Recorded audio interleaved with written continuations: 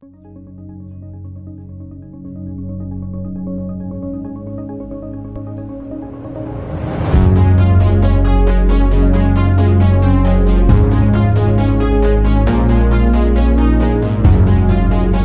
Messieurs, bonsoir. Merci d'être venus ici. Merci d'avoir bravé les températures négatives dans la capitale. Et puis je salue évidemment tous ceux et toutes celles qui nous regardent à distance, parce que c'est Pierre Coustol tout à l'heure qui me disait que vous étiez plus de 200 à être inscrits, donc notamment à distance. Voilà, on vous salue. Puis de toute façon, il y aura un système de replay. En tout cas, on est bien content de vous retrouver donc en cette fin d'année, donc à l'occasion de ce forum organisé par Revue Banque et avec l'AMAFI, l'association des marchés financiers, à l'occasion de ce hors-série dont vous avez pris connaissance, bien sûr.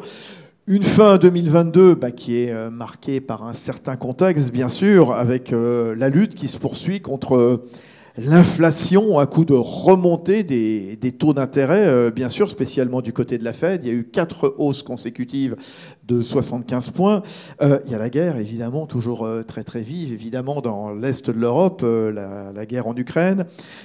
Année marquée par la présentation des budgets nationaux, bien sûr, notamment la France, avec un endettement de plus de 110%. Et puis, à cela, on ajoute évidemment des perspectives économiques qui ne sont pas forcément sympathiques du côté de la Chine et des perspectives de croissance qui ne sont pas forcément géniales sur l'ensemble des continents. Donc, contexte sensible donc, sur lequel on va se pencher donc, pendant 1 heure autour de cette thématique politique monétaire, taux, inflation, jusqu'où irons-nous? Voilà la question qu'a osé poser donc l'équipe de Revue Banque, bien sûr.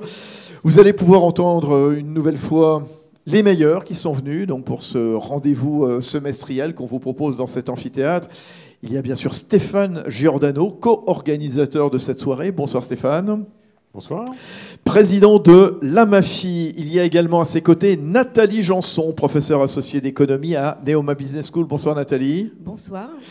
Juste à côté de vous, Hubert Rodari, président de l'Association française des investisseurs institutionnels. Bonsoir Hubert. Bonsoir. Je signale pour ceux et celles qui sont en panne d'idées de cadeaux de Noël. Oui, pensez-y, c'est dans moins de 2 semaines Noël. A Great Reset for the Financial System, signé Hubert Rodari. Voilà, il vous le dédicacera tout à l'heure, bien entendu. Et à côté, Christian de Boissieu. Mon cher Christian, bonsoir. Bonsoir. Économiste, professeur émérite à Paris 1, Panthéon-Sorbonne, vice-président du Cercle des économistes, administrateur et président du Conseil scientifique de la Fondation Concorde. Les 100 mots de la politique monétaire. Hein. Que sais-je? Voilà, toujours bien tassé sur combien de pages? 128, c'est ça? 128 pages, voilà, là aussi, spéciale dédicace tout à l'heure avec Christian. Puis n'oubliez pas également que vous aurez la parole. Également, on fera tourner un micro. Parole également de ceux et celles qui nous regardent à distance. N'hésitez pas, il y a un chat qui est ouvert. Je lirai bien sûr vos questions et je les relayerai auprès de nos 4 amis. Pour vous saluer et pour vous remercier d'être présent, voici monsieur Pierre Coustol qui est avec nous, secrétaire général de la Revue Banque. On applaudit, s'il vous plaît. Pierre Coustol. Pierre, comment se porte Revue Banque? Voilà, je sais que vous travaillez énormément avec vos équipes. Écoutez, Revue Banque se porte bien. Revue Banque a changé fortement au cours de cette année 2022, puisqu'on a eu le plaisir d'accueillir Sylvie Guyoni à la direction des activités éditoriales, qui désormais assure finalement la direction rédactionnelle de la Revue Banque, mais également de la partie Club Banque. Donc on a une Elle est au premier rang, qui est mise en place. Voilà. Sylvie est ici. Donc ça, c'était un premier point de cette réorganisation de la Revue Banque. Et puis, second point que vous avez sans doute tous pu voir, c'est l'ouverture du nouveau site Internet qui permet en fait d'avoir accès à l'ensemble des contenus de nos publications. Donc évidemment de la Revue Banque du mensuel, de ses suppléments, donc les suppléments qu'on fait avec notre fidèle partenaire qui est l'AMAFI, donc depuis de nombreuses années. On retrouve l'ensemble de ces suppléments sur le site les hors-séries et puis les publications de banque et droit qui sont, elles, un peu plus spécialisées sur une niche très, très bancaire. Donc on retrouve en termes de presse tout ça en feuilletage, en responsive design, adapté au format de de vos appareils, avec des systèmes de recherche, de dossiers spécifiques pour le web. Donc on a veillé à avoir une ergonomie la plus agréable possible. Donc on espère que vous l'apprécierez. Et pour ceux qui, par hasard, par extraordinaire, ne seraient pas encore allés sur le site de la Revue Banque, je vous invite à aller y faire un tour et à nous faire part d'ailleurs de vos remarques, parce que c'est pour vous qu'on l'a fait en fait. Donc clairement, et en fait on est très heureux parce que je pense que ça valorise aussi davantage tous les contributeurs qui nous font confiance tout au long de l'année pour l'ensemble de nos publications. Donc pour nous, c'est vraiment important que vous soyez chez Revue Banque, chez vous. Et ben voilà, allez voir le site de Revue Banque, téléchargez l'application, consommez Revue Banque sur tablette, sur téléphone mobile, sur PC. Et en tout cas, voilà, il ne faut pas se modérer là-dessus. Merci beaucoup, Pierre Coustol. Merci Fabrice pour cette animation. Puis merci à tous les intervenants d'être ici ce soir. Les meilleurs, j'ai dit. Les meilleurs, ils viennent à chaque fois. C'est bien. Pour nous parler d'un sujet très important et très large. D'actualité, c'est ça qui est bien aussi. Voilà, le forum des auteurs, c'est qu'on traite des sujets d'actualité. Stéphane Giordano, président de l'AMAFI, co-organisateur donc, eh bien, de ce forum des auteurs, bien sûr. Je le disais donc, qu'est-ce que vous retenez de cette année qui se termine? Est-ce que vous avez l'impression qu'il y a, allez, on est dans une période charnière, un changement d'air, justement? Comment vous avez vécu tout ça? Cette année a été une année d'événements qui ne sont pas inédits, mais en tout cas d'un retour de certains événements qu'on pensait avoir définitivement oubliés. Évidemment, la guerre sur le continent européen. Et puis, au niveau économique et au niveau financier, un certain nombre d'événements, encore une fois, pas nécessairement inédits, mais en tout cas d'une intensité telle que ces événements posent question. Le retour de l'inflation, d'une part, on va en parler évidemment. L'inflexion des politiques monétaires. Et puis sur les marchés, des événements assez extraordinaires, et notamment le comportement des marchés de l'énergie, qui a été pour le coup extrêmement brutal cette année. Ouais, la plus grave crise énergétique depuis les années 70, disait l'OCDE, donc il y a quelques jours, quelques semaines, en effet. Tiens, l'inflation, on va démarrer avec l'inflation, justement. Beaucoup de questions autour de l'inflation. L'inflation, tiens, Christian, prenez le micro, s'il vous plaît, qui avait déjà démarré donc avant la guerre, bien entendu, dans ce contexte post-Covid. L'inflation est de retour, est-ce qu'elle va durer? Jusqu'où peut-elle monter? Christian de Boissieu. Merci d'abord bonsoir et merci de commencer par une question facile. Au fond, vous l'avez rappelé Fabrice, l'inflation avait démarré au deuxième semestre 2021. Donc c'est faux de dire que c'est la guerre qui a provoqué l'inflation, la guerre en Ukraine. La guerre en Ukraine a accéléré l'inflation. Pas tout à fait la même chose. Alors, au fond, le grand sujet, c'est de savoir est-ce qu'on est sur une sorte de plateau, avant éventuellement de retomber un peu, ou est-ce qu'on est dans phase d'accélération? Alors, aujourd'hui, au moment où je vous parle, quand on regarde les derniers chiffres, ça baisse un peu. Du côté américain, on a eu les chiffres il y a quelques heures. On est plutôt en rythme annuel. Je n'aime pas trop les chiffres après la virgule, compte tenu de l'incertitude des mesures. Mais disons, aux États-Unis, on était un peu au-dessus de 8% en rythme annuel. On est entre 7 et 8 aujourd'hui. En France, on est sur novembre, on est à 6,2, quelque chose comme ça, sur 12 mois, en rythme annuel. Là, c'est plutôt stable par rapport à octobre. Dans la zone euro, ça a légèrement baissé. La zone euro, en moyenne, est à 10%. Vous savez que si la France a 4 points d'inflation en dessous de la moyenne de la zone euro, c'est pour des raisons qu'on connaît. Ce sont les boucliers énergétiques, tarifaires, etc. Et cet écart a un prix qui est payé par les finances publiques, c'est-à-dire par qui sera payé par vous et par moi. Et on en parlera tout à l'heure, évidemment, sur l'efficacité de ces boucliers. Mais vous avez raison, vous avez raison. Notre système énergétique aussi, qui nous protège quelque part un peu plus des importations aussi. Je trouve ça sympa qu'on ait une inflation nettement en dessous de la moyenne de la zone euro. Mais je veux dire, dans le système, il y a des gagnants, il y a des perdants. C'est ça que je veux dire. Et il y a une facture à payer. Et quand je me projette sur 2023, étant donné que le quoi qu'il en coûte, c'est-à-dire aujourd'hui, ce qu'on fait encore, on a le quoi qu'il en coûte ukrainien après avoir eu le quoi qu'il en coûte du Covid. On est là-dedans, même si le Covid n'est pas fini aujourd'hui au moment où on se parle. Bon, mon hypothèse, c'est que quand même, compte tenu des problèmes de déficit et de dette que vous évoquiez, le quoi qu'il en coûte va quand même progressivement être réduit. On va progressivement retirer le tapis sous les pieds, si je puis dire, de l'économie pour utiliser cette image. Donc, mon hypothèse, c'est qu'en 2023, l'écart entre le taux d'inflation en France et le taux d'inflation moyen dans la zone euro va se réduire. Le débat, c'est de savoir où se trouvera l'année prochaine le taux d'inflation moyen dans la zone euro. Alors, et je termine en disant que si vous regardez ce qui se passe sur les prix du pétrole, ça baisse. On est autour de 75, entre 75 et 80 $. Ça dépend si on prend le Brent ou le WTI, Texas, etc. On ne va pas raffiner, c'est le cas de le dire. Je n'ai pas cherché. Ah non, c'est bon ça. C'est bon de rire parfois. C'est arrivé tout seul.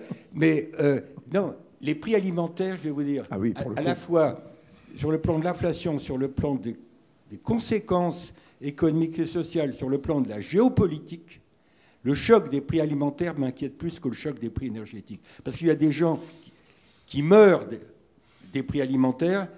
À ma connaissance, je suis peut-être mal informé, on ne meurt pas des prix du pétrole. Bien sûr. On en consomme un peu moins.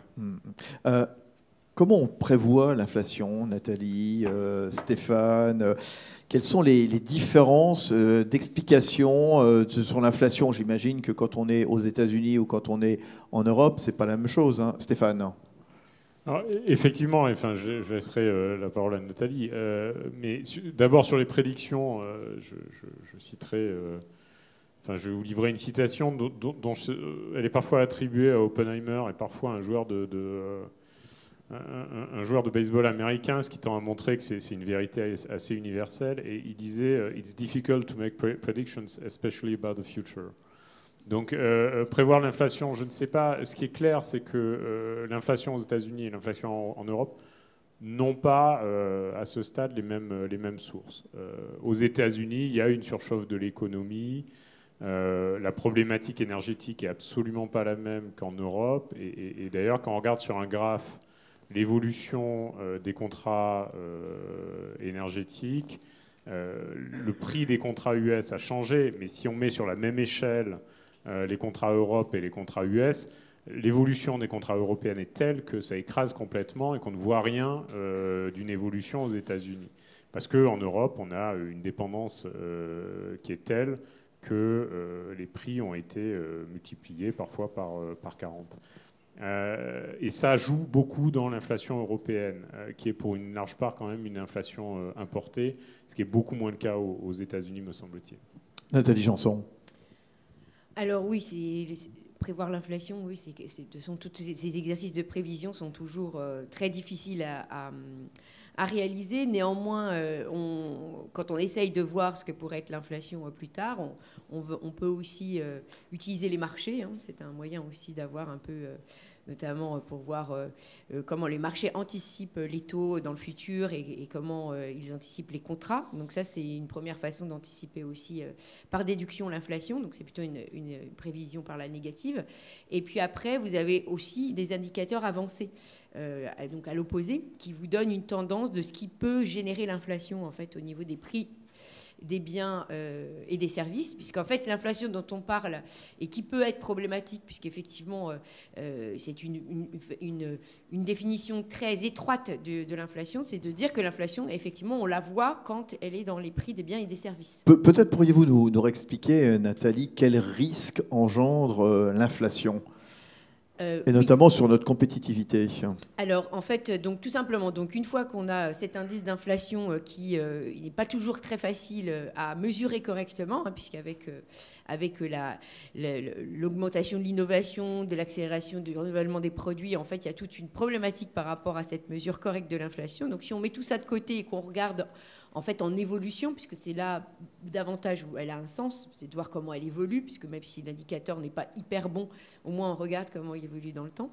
Eh bien, en fait, les conséquences que ça a essentiellement, c'est de savoir effectivement comment elle va s'ancrer en fait dans en fait la vie de tous les jours, donc à travers ce qu'on appelle les anticipations d'inflation. Et effectivement, là où elle s'ancre en particulier, c'est quand cette inflation rentre dans la fameuse boucle prix-salaire, et qui en effet est davantage présente aux États-Unis aujourd'hui, c'est-à-dire du fait aussi de leur marché du travail qui est beaucoup plus réactif au prix. C'est un marché qui est relativement libre, donc avec beaucoup moins d'encadrement que le marché européen et encore plus français, et donc où effectivement la variable prix est la variable d'ajustement. Donc effectivement, dès lors où les prix augmentent, on va avoir des revendications salariales, d'autant plus qu'aux États-Unis, vous avez dû en entendre parler, on a cette dynamique du marché de l'emploi qui persiste, qui est toujours là, puisqu'encore là, c'était il y a la semaine dernière, je crois, quand il y a eu publication du dernier chiffre sur l'emploi, on s'attendait à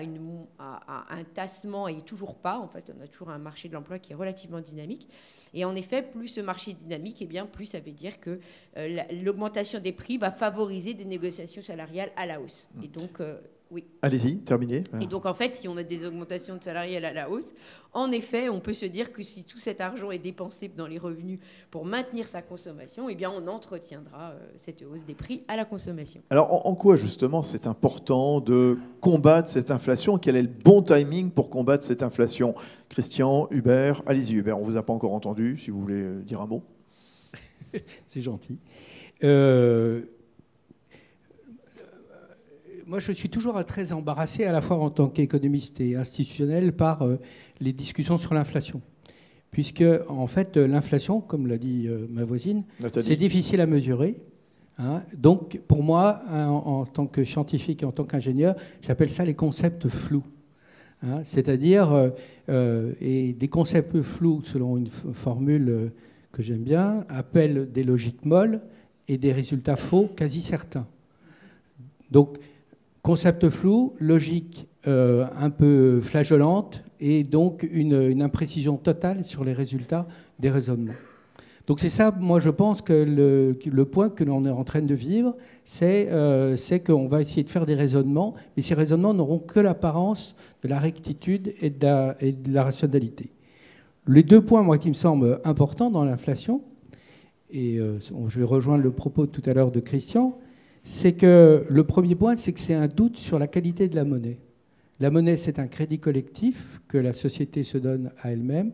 Et le fait que pour échanger de la monnaie contre des biens réels, il faille augmenter toujours plus de monnaie, ça veut dire qu'il y a un doute sur la qualité. La qualité de la monnaie dérape par rapport à des éléments extérieurs au système monétaire. Ça, c'est le premier point. Et je rejoins ce que disait tout à l'heure Christian, l'inflation a démarré au deuxième semestre 2021, c'est ça, 21, mais déjà on en voyait quelques prémices dans le début de l'année, et certains auteurs l'annonçaient dès le mois de septembre 2020. Voilà. Donc ça, c'est ce premier point qui est important. Le deuxième sujet, c'est que, et Nathalie l'a très bien dit, c'est que lorsqu'il y a inflation, il y a un enchaînement de conflits de répartition. Tout le monde va se battre pour maintenir ses revenus à un niveau réel. Donc, entre doute sur la monnaie, conflit de répartition, effectivement, l'inflation est une période pénible. C'est une période pénible, c'est important de combattre l'inflation, mais quel est le bon timing, Christian de Boissieu? Au plus tôt et fortement, sinon ça s'emballe? De toute façon, il faut un petit peu d'inflation, parce que ça met de l'huile dans les rouages. Il n'y a aucune banque centrale dans le monde qui se fixe comme objectif 0% d'inflation. Ouais. Aucune. Rappelez-nous juste les objectifs fixés par Alors, si on prend les pays développés, les pays avancés, c'est 2% par an. Voilà. 2% par an.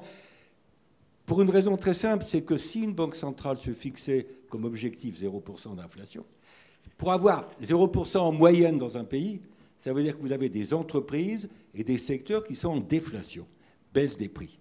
Or, du point de vue économique, il n'y a rien de plus dangereux que la déflation. Si je pense que les prix des bagnoles vont baisser, je n'achète pas aujourd'hui, j'attends demain. Plus tard. Si je suis chef d'entreprise et que les prix de mes produits baissent, je ne suis pas tellement incité à investir aujourd'hui et à croître. Donc, les banques centrales, pour moi, le tournant des banques centrales, ça a été 87, quand, face au choc d'octobre, Greenspan a clairement fait le contraire de ce qu'on avait fait, ce qu'ils avaient fait, pas lui, ses prédécesseurs en 29. En 29, la politique monétaire nous a enfoncés dans la déflation. Elle a été, comme on dit, procyclique, elle a accentué la crise. En octobre 87, et on a fait la même chose à partir de 2007-2008 pour gérer la crise financière. On préfère prendre le risque d'injecter massivement des liquidités pour éviter la déflation.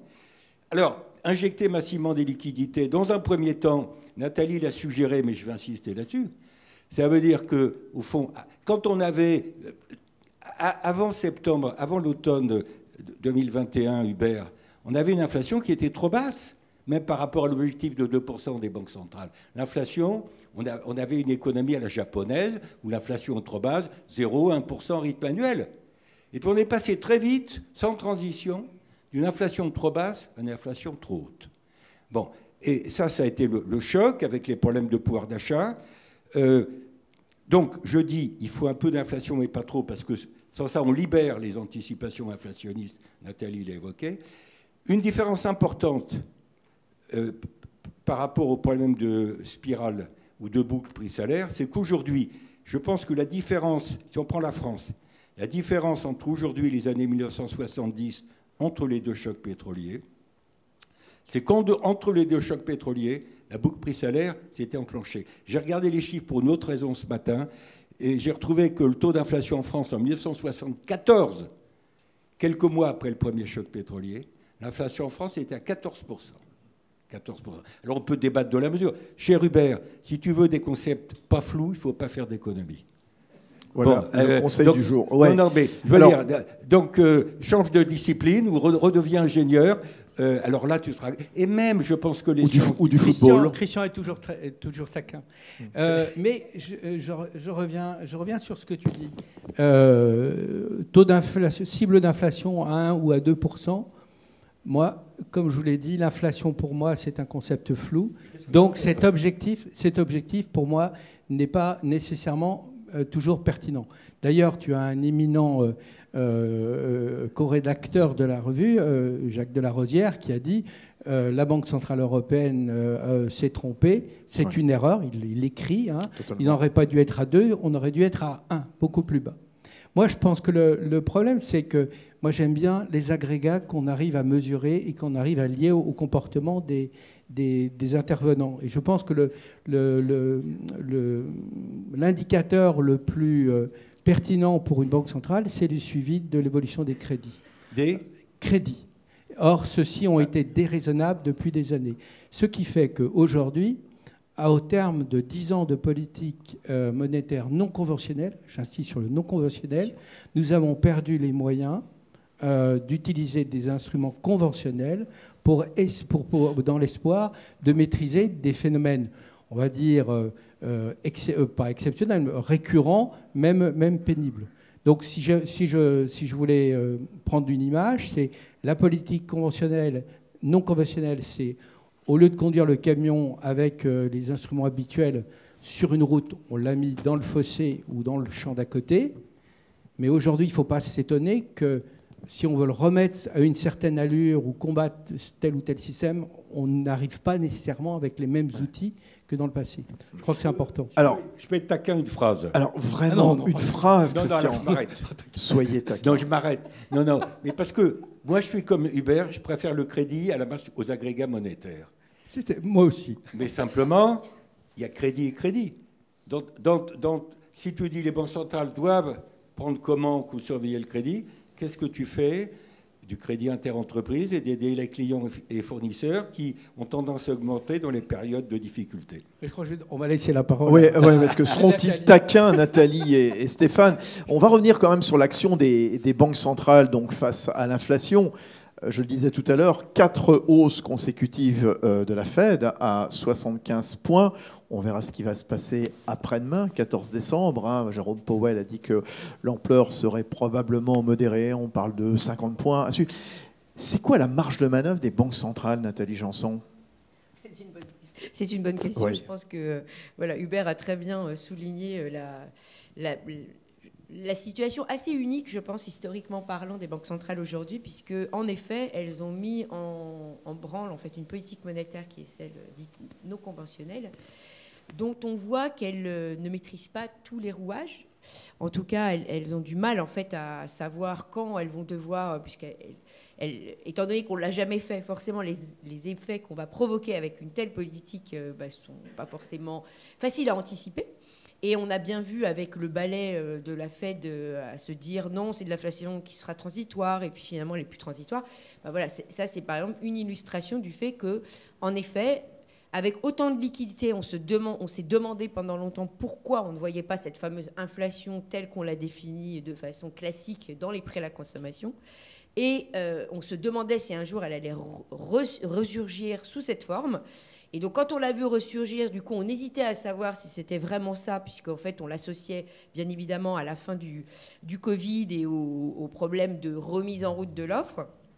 Et en fait, du coup, la Fed, effectivement, a sans doute manqué le bon timing. Quand vous posiez la question sur le bon timing, sans doute qu'effectivement, lorsque, à ce Jackson Hole d'une année avant, elle avait parlé d'inflation transitoire, peut-être qu'il aurait été, ça aurait été le moment de remonter les taux d'intérêt à cette époque.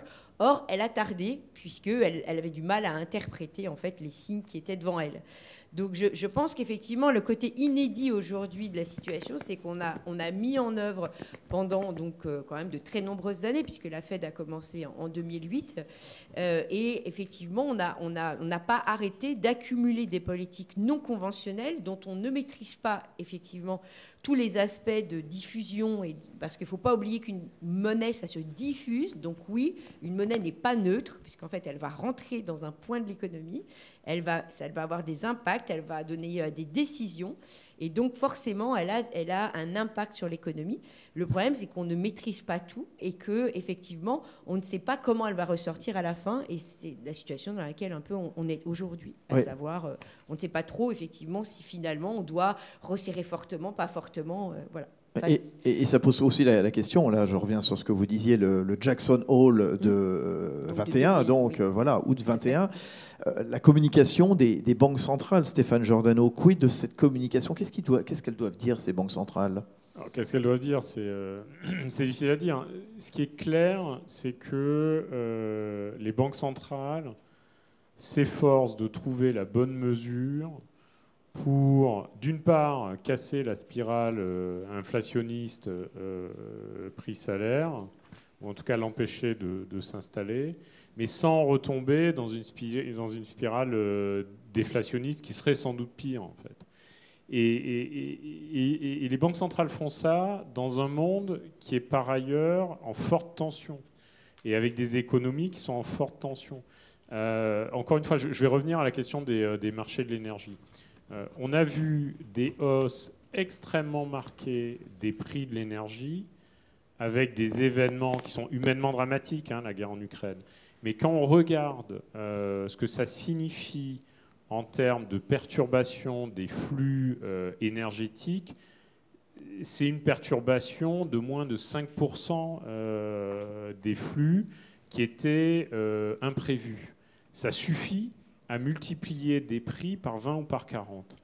On avait eu l'effet inverse, on l'a un peu oublié, mais on avait eu l'effet inverse au moment de la crise Covid, quand la baisse, cette fois-ci, non pas de l'offre, mais de la demande, imprévue, pareil, d'une magnitude de l'ordre de 3 à 5%, s'était traduite par des prix de contrats futurs sur le pétrole qui étaient devenus négatifs, parce qu'on saturait les capacités de stockage. Ce qu'on voit, c'est que quand on a des économies qui sont à ce point en tension, avec par ailleurs un mouvement qui, à mon avis, est un mouvement de fond, de fragmentation des économies et de retour des protectionnismes, et ce n'est pas lié à l'inflation. Ça, je pense que pour le coup, c'est malheureusement des mouvements de fond qui vont nous accompagner pendant très longtemps. Évidemment, la communication des banques centrales et les actions des banques centrales sont extrêmement compliquées du fait de l'hypersensibilité des économies auxquelles elles s'adressent. Christian, qu'est-ce que vous avez pensé de l'action des banques centrales depuis ces quelques mois? Je cite Jérôme Powell, je crois que c'était au mois de septembre, qui disait voilà, qu'il allait augmenter les taux « until the job is done », jusqu'à ce que le travail soit fait.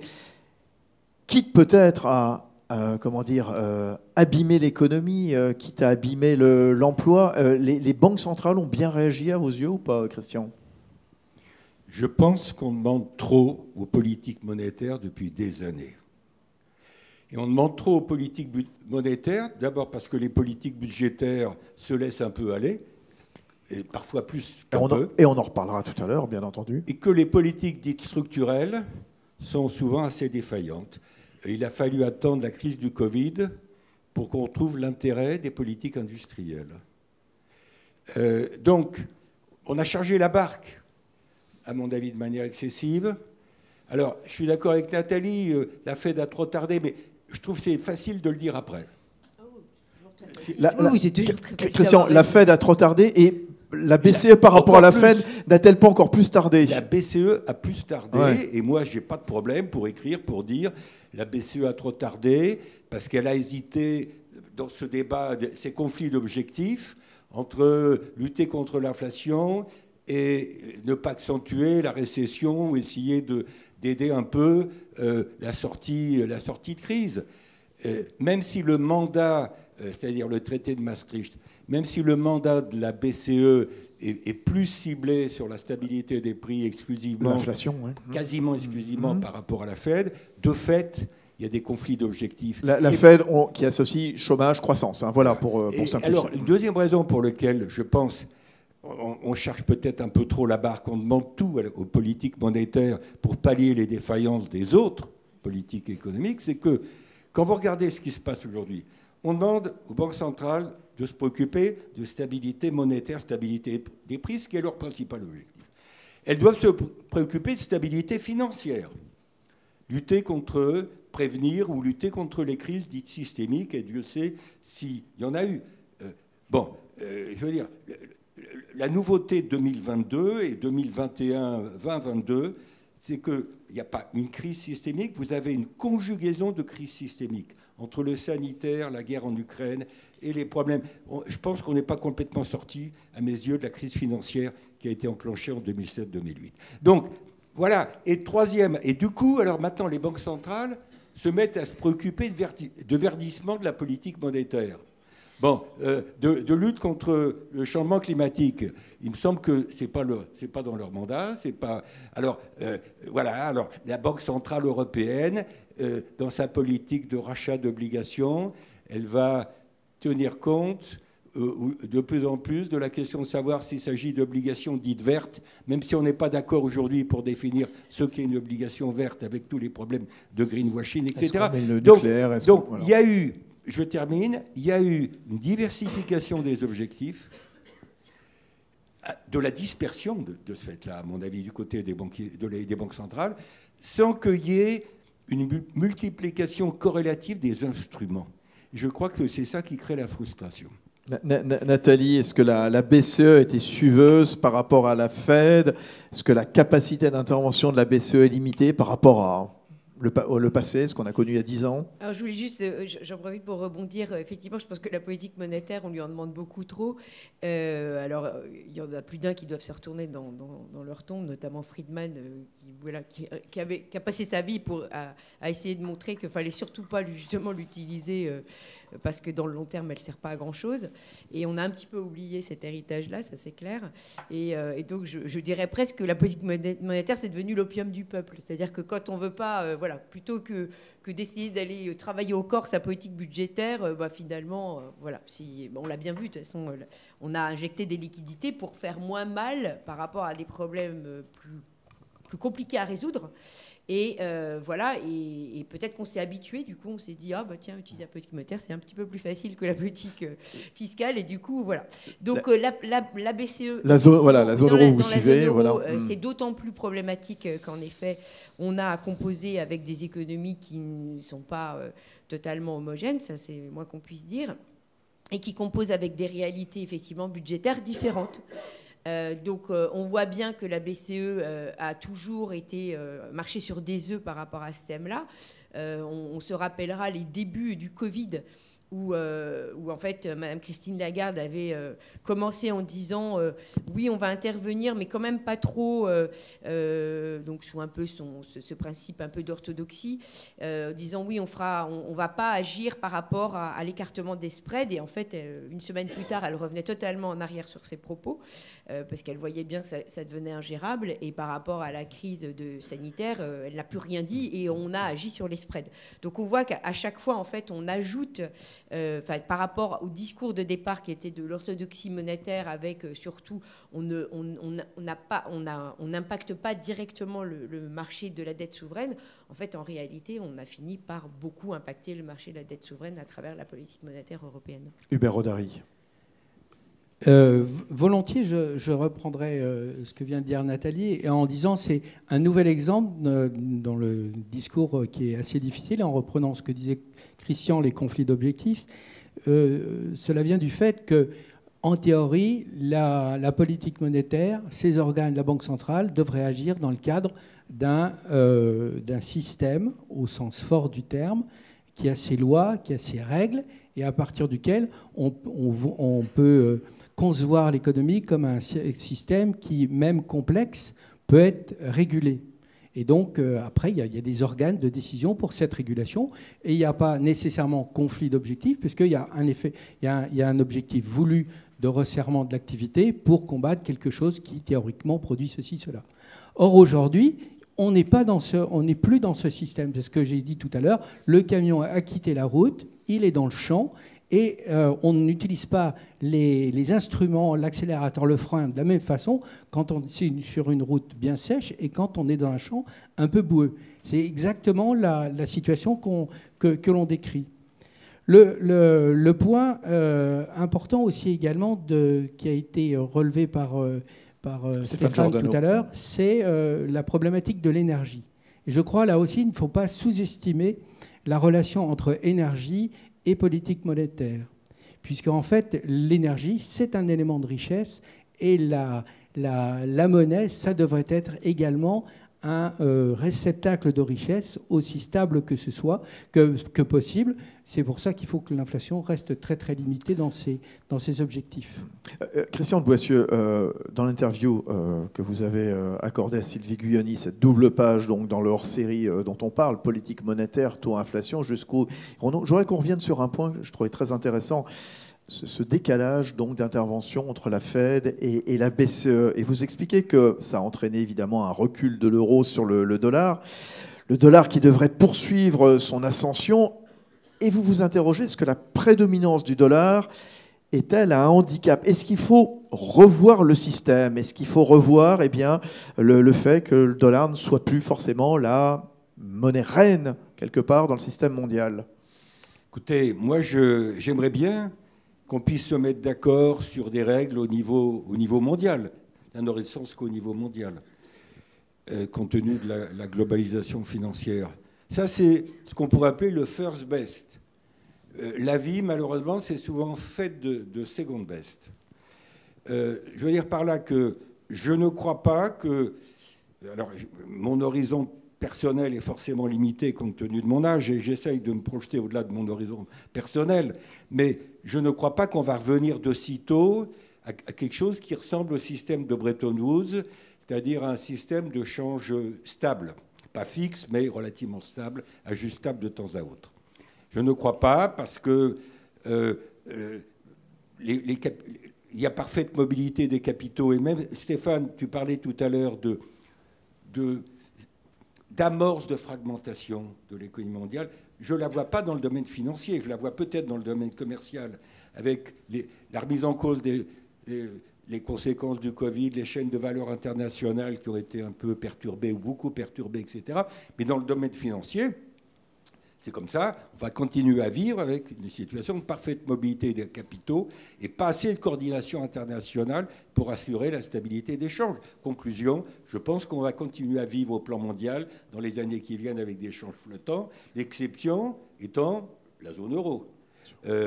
Parce qu'il n'y a pas beaucoup, du côté de la coopération monétaire. Moi, je travaille pas mal sur l'Afrique, il n'y a pas d'équivalent. Il y a la zone franc, bien sûr, mais ça, c'est un peu l'héritage de l'histoire.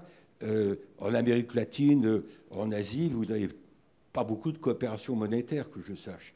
Donc, on va vivre dans ce contexte-là où qui décide du rôle du dollar? C'est pas vous, c'est pas moi, c'est pas la loi, ce sont les marchés.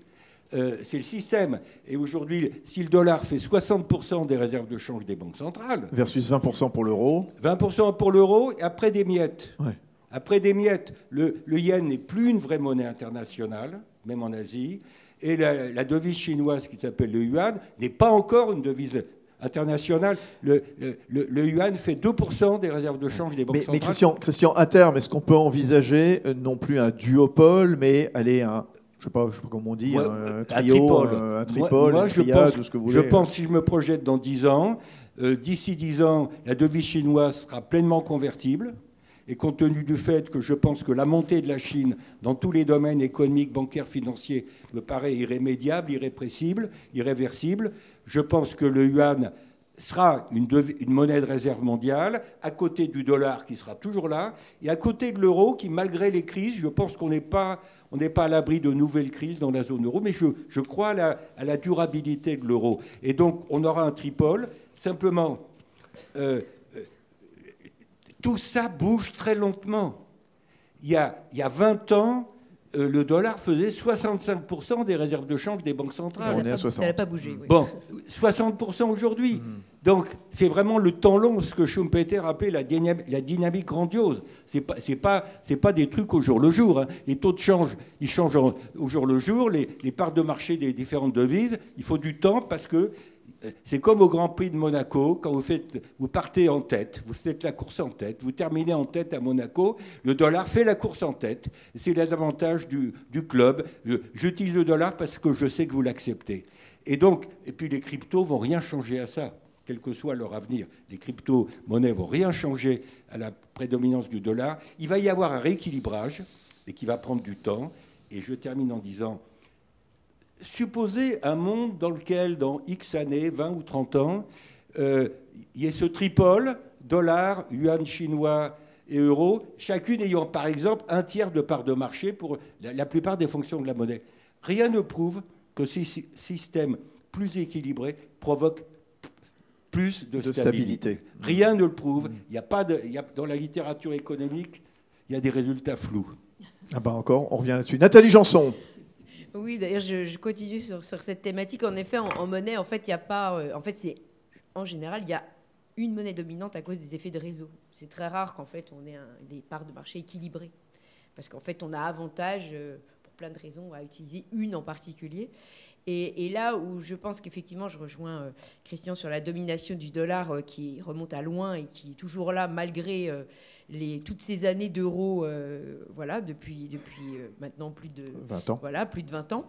Eh bien, ça n'a pas changé grand-chose, hein, puisqu'on a à peu près la part de marché qu'avait le Deutsche Mark avant qu'on passe à l'euro. Donc, on voit bien qu'on n'a pas eu une incidence démesurée. Et la raison pour laquelle je pense qu'il n'y a pas eu de changement, de bouleversement important, c'est qu'en fait, la force du dollar repose sur la dynamique de ces marchés financiers. Et les États-Unis représentent encore aujourd'hui les marchés financiers de référence en termes de profondeur, de liquidité.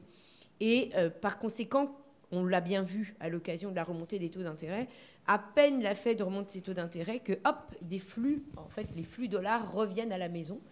Pourquoi ? Parce qu'on va quitter des endroits où c'est un peu plus risqué, mais comme effectivement on voulait un peu plus de rendement, on allait dans des endroits un peu plus risqués, pour aller à nouveau là où en fait c'est moins risqué, mais où du coup il y a du rendement positif.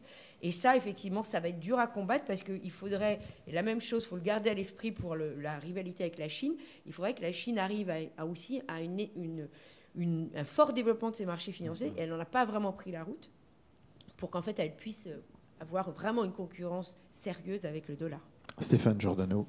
Alors, il est clair que les marchés financiers américains sont de loin les plus développés, les plus profonds. L'Europe peine à développer ces marchés financiers au même niveau pour des raisons structurelles.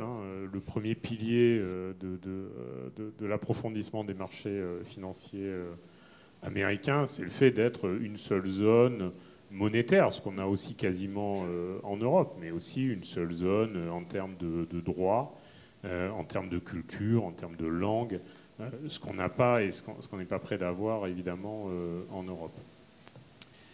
Ceci posé, moi je vois des prémices en Europe. Alors je ne sais pas s'il faut qualifier ça de politique industrielle de la finance ou de mouvements un peu protectionnistes et de mouvements de fragmentation, mais on voit quand même des choses commencer à se passer. Alors certes, ça ne touche pas au domaine des changes aujourd'hui, mais quand on regarde par exemple sur la question de la compensation des transactions sur les instruments dérivés, qui sont des instruments extrêmement importants en termes de transmission de la politique monétaire, on commence à voir des choses. La semaine dernière, la Commission européenne a publié sa proposition législative qu'on appelle EMIR 3.0, qui, en l'espèce, dont le principal point d'intérêt en l'espèce, porte sur la façon de relocaliser. Alors après, il y a une vraie question, à quelle vitesse et pour quelle proportion,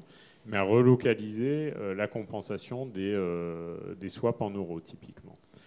On voit par ailleurs, au niveau de la BCE et du SSM, donc le mécanisme de supervision unique, on voit par ailleurs se jouer de plus en plus une volonté d'amener les intervenants anglo-saxons à localiser de la manière la plus stable possible au sein de l'Union européenne les ressources, et notamment les ressources capitalistiques, qui sont dédiées au financement des économies de l'Union européenne.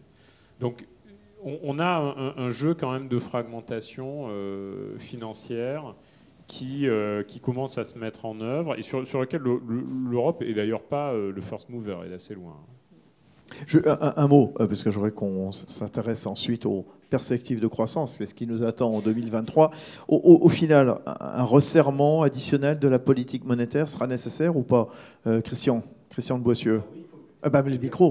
Non, mais je veux dire, la normalisation n'est pas finie du côté des taux. Et je rappelle un point qu'on n'a pas du tout abordé. Donc ça continue jusqu'où? C'est la question qu'on se pose. Il y a hausse des taux nominaux, mais les taux d'intérêt réels restent très négatifs. C'est un point fondamental. Ça. Le 10 ans sur l'OAT à 10 ans en France, en nominal, c'est 2,3 aujourd'hui. Ça change tous les jours. Vous enlevez les moins 6% d'inflation que j'ai dit, ça vous fait à 10 ans des taux réels de moins 400 points de base, sans parler des taux courts. Donc, qu'est-ce que ça veut dire, la normalisation? Est-ce qu'on parle des taux nominaux ou des taux réels? Je veux dire, c'est quand même un sujet, ça. Qu'est-ce que ça va produire ensuite, Hubert Rodari, tout ce dont on est en train de parler? Est-ce qu'on va assister à des chocs? Je vous ai lu dans le hors-série donc, de Revue Banque. Est-ce que vous dites personne, décideur, citoyen, ne pourra échapper à des changements indispensables en plus des politiques de transition climatique déjà jugées essentielles par beaucoup? Est-ce que vous nous dites cette nécessité se retrouve dans 3 expressions qui reviennent dans les discours: face au mur, dans la spirale et au bord du gouffre? Alors expliquez-nous justement ce que vous voulez nous dire par tout ça. Est-ce que l'avenir est noir ou pas? Alors, pour m'expliquer, il faut lire l'article, donc c'est un peu plus long, je ne vais pas le faire. Tous nous précipiter pour ceux et celles qui ne l'auraient pas encore vu. Le face au mur, on en a parlé, c'est la problématique de la dette, bien sûr. Mais avec une mise en évidence que la dette, ce n'est pas la même chose pour tous les agents économiques, et notamment pour les États. Il n'y a pas de mur de la dette. Ça, c'est un scoop que je vous livre. Christian ne sera pas d'accord. Pourquoi? Parce qu'on l'a montré depuis maintenant 20 ans. L'émission monétaire permet de repousser cette problématique du mur qui se présente surtout pour les agents économiques, je vais dire entre guillemets ordinaires. Alors ça, c'est face au mur. Face au mur. Dans la spirale, c'est ce qu'on vient de décrire là abondamment, hein, c'est-à-dire on ne sait plus à quel sein se vouer. Et je dirais même que les banques centrales sont aujourd'hui, n'ont plus de modèle d'intervention, elles n'ont plus de guide théorique que qu'est-ce que je dois faire pour arriver. Il y a peut-être quelques témoins. Donc en gros, comment naviguent les banques centrales? Elles naviguent à l'estime. Elles disent, alors en termes techniques, elles s'appuient sur les datas. Hein, donc elles font à vue, dans le brouillard, et en n'étant pas tout à fait certain que les gouvernails qui le manœuvrent soient totalement efficaces pour échapper au récif. C'est ça la situation aujourd'hui, on peut appeler de spirale, d'enchaînement de conséquences, où les gens réagissent, soit les banques centrales, soit les intervenants, au terme de ces fameux conflits de répartition, pour essayer de conserver l'os qu'on a dans sa bouche. Et alors, troisième, au bord du gouffre. Au bord du gouffre, parce qu'effectivement, aujourd'hui, on est aux prises avec ces trois chocs, inflation, guerre et problématique de l'énergie. Donc, je serai américain, je lancerai un nouveau trigramme. Après les BRICS, je lancerai l'IGE. Voilà, donc IGE, ça va être les trois problèmes que l'on va prendre dans le nez, de derrière, de face, en permanence maintenant dans les prochaines années. Alors, est-ce qu'il y a des parades ? Pardon. Les parades, il n'y en a pas, puisque aujourd'hui, le système dans lequel nous étions grosso modo installé avec des conventions qui permettaient à chacun de se situer et de se réagir, on est sorti du système. Donc aujourd'hui, ce qui est nécessaire dans ces cas-là, c'est de faire un retournement. Alors je vais lancer un mot aussi un peu savant. On nous balance le métavers en disant une réalité à côté. Moi, je vais lancer aussi un nouveau mot, la métanoïa. Il va falloir faire un retournement. Métanoïa, c'est un mot grec qui va dire le retournement. C'est-à-dire qu'il va falloir prendre un changement de regard sur des sujets qui sont à la fois réels, mais aussi qui sont largement conventionnels. C'est-à-dire, c'est le fruit de réflexions, d'analyses scientifiques, mais dans lequel on a fait des choix, parce que même la science la plus précise n'arrive pas à englober toute la réalité des phénomènes. Donc aujourd'hui, ce bord du gouffre, c'est qu'effectivement, il y a un moment donné, ça peut craquer n'importe quand. Moi, je ne fais pas de prévision. Crise systémique ou pas, mais si on n'arrive pas à faire ce retournement, cette transformation? Voilà, pourquoi pas. Puisque, en fait, aujourd'hui, si vous lisez tous les prévisionnistes, ils vous disent, en 2023, ça va faire la transition avec la partie suivante, c'est un phénomène de stagflation qui risque d'être le mauvais scénario, puisqu'on va faire une assimilation à la situation qui résultait de 2 chocs pétroliers des années 70. Mais là, ils commettent une erreur, à mon avis, puisque la différence principale, c'est l'endettement. L'endettement de tous les agents économiques, ménages, entreprises, États, organisations internationales, tout le monde est endetté jusqu'à près de 350% du PIB, alors que l'acteur le plus endetté dans les années 70, qui ont été les États-Unis, n'ont atteint qu'un pourcent de dette de 150% du PIB. Et les pays européens n'étaient quasiment pas endettés. Voilà. Donc la stagflation, à mon avis, c'est peut-être un rêve. Je ne sais pas, ça va peut-être arriver, mais je pense que ce n'est pas le scénario le pire. On va revenir justement sur l'endettement. Est-ce que c'est une menace, justement, ce mur? Voilà, vous nous dites qu'il n'y a pas forcément de mur. Christian de Boissieu, dans ce contexte d'après-Covid, dans ce contexte de guerre en Ukraine, quelles sont les prévisions de croissance pour l'an prochain, pour 2023? Qu'est-ce qu'il faut surveiller en particulier? Parce que j'ai l'impression qu'il faut surveiller beaucoup de choses. Il faut surveiller évidemment l'issue ou pas de la guerre, il faut surveiller évidemment les questions énergétiques, il faut surveiller l'inflation, il faut surveiller ce qui se passe en Chine également, il faut surveiller toutes les chaînes de production, d'acheminement, de supply chain. C'est beaucoup de choses en même temps. Oui, moi, je voudrais d'abord, pour répondre à votre question, dire que la croissance de 2021-2022 a été en partie une croissance de rattrapage. Bien sûr. Je prends le cas de la France. On a fait moins 8% de recul du PIB. En 19. En 20. Première année du Covid. L'année d'après, quand vous faites moins 8, ce n'est pas un exploit de faire plus 7. l'année d'après. Quand vous êtes au fond de la piscine, vous remontez. Bon, et cette année 2022... C'est un exploit si on fait mieux que les autres. Voilà, mais non. On a fait mieux que les autres aussi dans le sens négatif. Bon, en 2020, dans la récession. Je dirais, en 2022, on va faire... L'année, du point de vue de la conjoncture, est quasiment finie. Donc on sait à peu près qu'en 2022, la France va être à 2,6, 2,5, 2,6, 2,7 maximum. Ce qui paraît sympa, mais c'est en partie du rattrapage du côté de la consommation et du côté de l'investissement. Et le problème, c'est 2023, comme vous le dites. Parce que là, le rattrapage, j'allais dire, même si le Covid n'est pas fini, le rattrapage post-Covid sera terminé pour l'essentiel. Et donc, la mer se retire, on voit qui est à poil sur la plage et qui ne l'est pas. Bon, et ben, l'année prochaine, le FMI peut se tromper, moi. Ce n'est pas le fait que vous ayez 2000 économistes à Washington au FMI qui fait qu'ils ont moins de chances de tromper qu'un seul ou qu'une seule. Bon, ce n'est pas le nombre qui fait l'exactitude. Ça nous donne des chances. Ça nous donne des chances. Mais je regarde quand même les dernières prévisions du FMI qui sont complètement out of date, qui sont, à mon avis, elles datent d'octobre. C'est une éternité depuis octobre. Bon, et donc, en octobre, le FMI disait tout le monde va chuter. Va chuter par rapport, en tout cas, aux dernières prévisions et par rapport à 2022. L'Allemagne serait en récession l'année prochaine. L'Italie serait en récession. La France serait autour de 0 quelque chose, 0,7, 0,5. Bon, et les États-Unis seraient à 1 l'année prochaine, malgré le côté booming de l'économie américaine. Dans les dernières prévisions d'octobre du FMI, le seul pays qui accélérerait l'année prochaine, ça serait la Chine. Ouais. Simplement et encore, dans quelle mesure À mon avis, la Chine se rouvre pour se refermer assez vite. Il va y avoir malheureusement du yo-yo du côté... Parce qu'ils vont constater malheureusement qu'il va y avoir des morts avec... la politique du zéro Covid était sans doute absurde. Qui s'assouplit. Mais la politique du non-zéro Covid a aussi des inconvénients. Donc, ils vont constater que... voilà, donc... En 2023, il n'y aura pas de locomotive dans l'économie mondiale. Alors, il y a l'Inde, mais l'Inde, on ne profite pas vraiment de la croissance indienne. Ils croissent à 6%, quoi qu'il arrive, quelle que soit l'ampleur de la tempête. C'était la même chose après la crise asiatique de 97. Boum, mais ils sont relativement fermés, donc ce n'est pas du tout la croissance chinoise sur le plan de l'impact de l'économie mondiale. Nathalie, il n'y a pas de locomotive. Nathalie, la Chine, là, qui, cette année, je crois, va signer un petit peu plus de 3% de croissance. C'est le taux le plus bas de croissance, évidemment hors période Covid.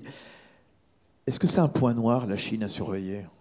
Oui, c'est quand même un point un peu problématique parce que il y a donc cette politique de Covid 0. On voit donc les limites aujourd'hui. C'est-à-dire que voilà, c'est très difficile quand même de défendre aujourd'hui qu'on peut empêcher le Covid de se développer.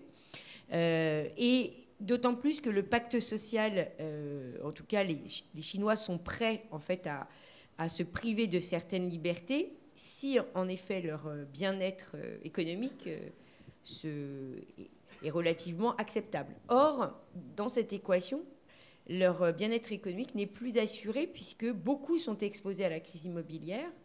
Et par conséquent, ils se retrouvent dans un... Et ce n'est pas un hasard d'ailleurs que ça se passe mal là-bas socialement, parce qu'effectivement, ils ne se retrouvent plus dans cette demande de protection. Parce qu'effectivement, ils ont plutôt ils sont en demande de protection. Donc si l'État assure cette protection en même temps que leur bien-être économique, en tout cas, c'est ce qui est donnant-donnant dans la balance, alors ils acceptent les privations. Or, aujourd'hui, il n'y a plus cette équation qui est vérifiée, étant donné qu'ils subissent en effet la crise de l'immobilier pour certains relativement violemment et par conséquent ils n'acceptent plus effectivement les privations de liberté du Covid-0. Maintenant, comme effectivement il a été justement dit, ça ne résout pas le problème puisque de toute façon s'ils libèrent mais qu'il n'y a pas de vaccin, eh bien, ils vont refermer à un moment donné parce qu'ils auront trop, effectivement, de gens morts. Voilà. Donc, eux aussi, ils auront des hôpitaux débordés, même s'ils peuvent en monter en moins de 2 par rapport à chez nous. Néanmoins, ils n'y arriveront pas non plus. Donc, en effet, c'est un point noir parce qu'on ne voit pas trop comment ils vont s'en sortir dans l'immédiat. Et ça veut dire qu'il y aura des incertitudes. C'est-à-dire qu'on va avoir des mouvements d'ouverture, refermeture. Et ça, ce n'est pas bon, comme on le sait tous. Hein, y compris pour le reste du monde. Oui, voilà, pour le reste du monde. Parce que ça veut dire que dans la supply chain, ce n'est pas bon. Alors, est-ce que ça veut dire que, du coup, les entreprises vont complètement changer pour aller ailleurs? Je ne sais pas. En tout cas, pour le moment, c'est pas. Voilà. Mais où? Et pour le moment, c'est quand même pas ce qui a été. C'est pas ce qui a été adopté par les entreprises, mais peut-être qu'ils vont finir par le faire. Je ne sais pas. Là, de ce point de vue-là, je ne suis pas assez compétente ou experte dans la matière. Stéphane Giordano, quels sont les risques que vous avez identifiés sur les scénarios économiques? Quand on regarde du point de vue des marchés financiers, il y a en ce moment une forte nervosité qu'on mesure bien. Il y a eu des rotations sectorielles extrêmement marquées en 2022. Il est clair que l'évolution de la situation, notamment en Chine, va avoir un impact important sur des secteurs économiques en Europe, du fait effectivement des tensions sur les supply chains. Les mouvements de relocalisation, c'est des mouvements longs. Donc là-dessus, ça va être... Et ça ne se fait pas instantanément. Ça va être extrêmement compliqué dans les quelques années qui viennent. Un enjeu majeur, mais vraiment un enjeu majeur pour l'Europe, c'est d'assurer une disponibilité suffisante de l'énergie à un prix raisonnable. Il n'y aura pas de relocalisation si l'énergie n'est pas disponible en quantité suffisamment grande en Europe et à un prix relativement bas. Aujourd'hui, on voit bien les limites auxquelles on est confronté. C'est-à-dire que d'un côté, il y a un mouvement qui vise à décarboner notre énergie, qui est un mouvement qui se voudrait rapide, mais qui en réalité est un mouvement de long terme. Et en même temps, il y a les réalités matérielles qui font qu'on doit investir sur des capacités d'accueil de méthaniers chargés de gaz de schiste. Donc là-dessus, il y a un vrai enjeu en Europe. Et moi, je pense que les années qui viennent, et pas seulement l'année 2023, mais les années qui viennent, vont être marquées par le succès ou l'insuccès de ces politiques énergétiques, et que c'est largement ça qui va déterminer la direction économique de l'Europe. Très intéressant. On va terminer, avant de vous donner la parole dans la salle, et puis également via le chat, je vois quelques-unes des questions qui sont arrivées, parce que ça fait 1 heure là, que nous écoutons avec beaucoup de respect et d'attention Hubert, Christian, Nathalie et Stéphane. Oui, l'impact de toutes ces prévisions économiques sur les finances publiques. Christian de Boissieu. L'année 2022, je prends le cas de la France pour répondre à votre question. L'année 2022 s'est traduite par le fait que les rentrées fiscales ont été plus fortes que prévues, merci à l'inflation. Les rentrées de TVA ont été plus fortes et c'est ce qui a permis d'ailleurs de financer une partie du bouclier tarifaire. Voilà. Alors, l'année prochaine, si on a 0 quelque chose de croissance en France, c'est-à-dire pas loin de 0 en moyenne, non, pas nécessairement. Moi, je ne suis pas sûr que l'inflation va s'accélérer parce que, on l'a évoqué tout à l'heure, la différence, il y a des augmentations de salaire légitimes, nécessaires, mais il n'y a pas pour autant la boucle prix-salaire des années 1970. Donc c'est la raison pour laquelle je pense qu'on peut être sur un plateau. Et les prix de l'énergie, je suis d'accord avec Stéphane, l'importance de l'énergie, mais pour l'instant, les prix de l'énergie, ils ont plutôt tendance à baisser légèrement, peut-être pour des raisons chinoises ou autres, on peut en discuter. Bon, donc, on est dans ce contexte-là où, voilà, vous me disiez, vous aviez une question plus précise à laquelle je vais répondre, c'était... Oui, je me demandais quel sera l'impact des finances, prévisions économiques écoutez, sur les finances publiques. Bon, alors, on est à 100, vous disiez... 110, 111, 111% d'endettement. 115% de dette publique. 115, ouais. Comme Hubert, je pense que ce qui compte, c'est la dette totale. Alors, bien sûr, Maastricht, pour des raisons qu'on peut comprendre, et l'Europe se focalise sur la dette publique. Pour moi, les problèmes de surendettement privé sont très importants et il peut y avoir... C'est soutenable, ça, Christian Non, mais parce qu'il y a eu les PGE, il y a tout le quoi qu'il en coûte qui a permis de maintenir, globalement parlant, le tissu des PME. Les tribunaux de commerce ont été pratiquement, pas en grève, mais en lock-out. En lock-out en 2020, en 2021. Ils recommencent à travailler depuis le début de l'année 2022 parce que quand vous retirez le tapis, c'est l'image que je prenais tout à l'heure, le remboursement des PGE, la suppression du moratoire sur les charges fiscales, sociales, URSSAF, etc. Il y a un certain nombre de PME qui vont être en difficulté de trésorerie.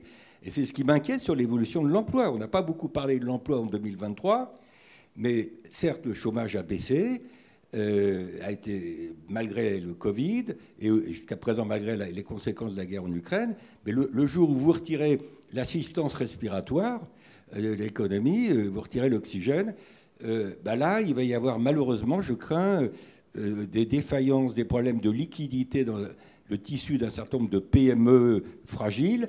Et les liquidités, ça devient souvent un problème d'insolvabilité. Je reviens sur les finances publiques. Monsieur le maire et Monsieur Macron et Monsieur le maire s'engagent à revenir à 3% dans quelques années. On est aujourd'hui à 5,5% de déficit public. Bon, on est beaucoup trop du côté de la dette. Je veux dire, le problème qu'on a, et je termine là-dessus, c'est que j'ai pas envie de raisonner sur une année particulière. J'ai simplement envie de dire que quand on regarde nos finances publiques depuis 20 ans, 30 ans, et là, c'est la droite et la gauche réunies, hein, je ne prends pas parti. Le problème de la France, c'est qu'on n'a jamais réduit les déficits quand on pouvait le faire par la croissance. Parce que dès qu'il y a de la croissance et plus de rentrée fiscale, on vous parle de cagnotte, malgré l'ampleur des déficits et des dettes. Vous vous souvenez? Il y a quelques mois, le mot cagnotte est revenu dans le débat. Que va-t-on faire de la cagnotte? À qui Parce qu'il y avait plus de recettes fiscales à cause de l'inflation.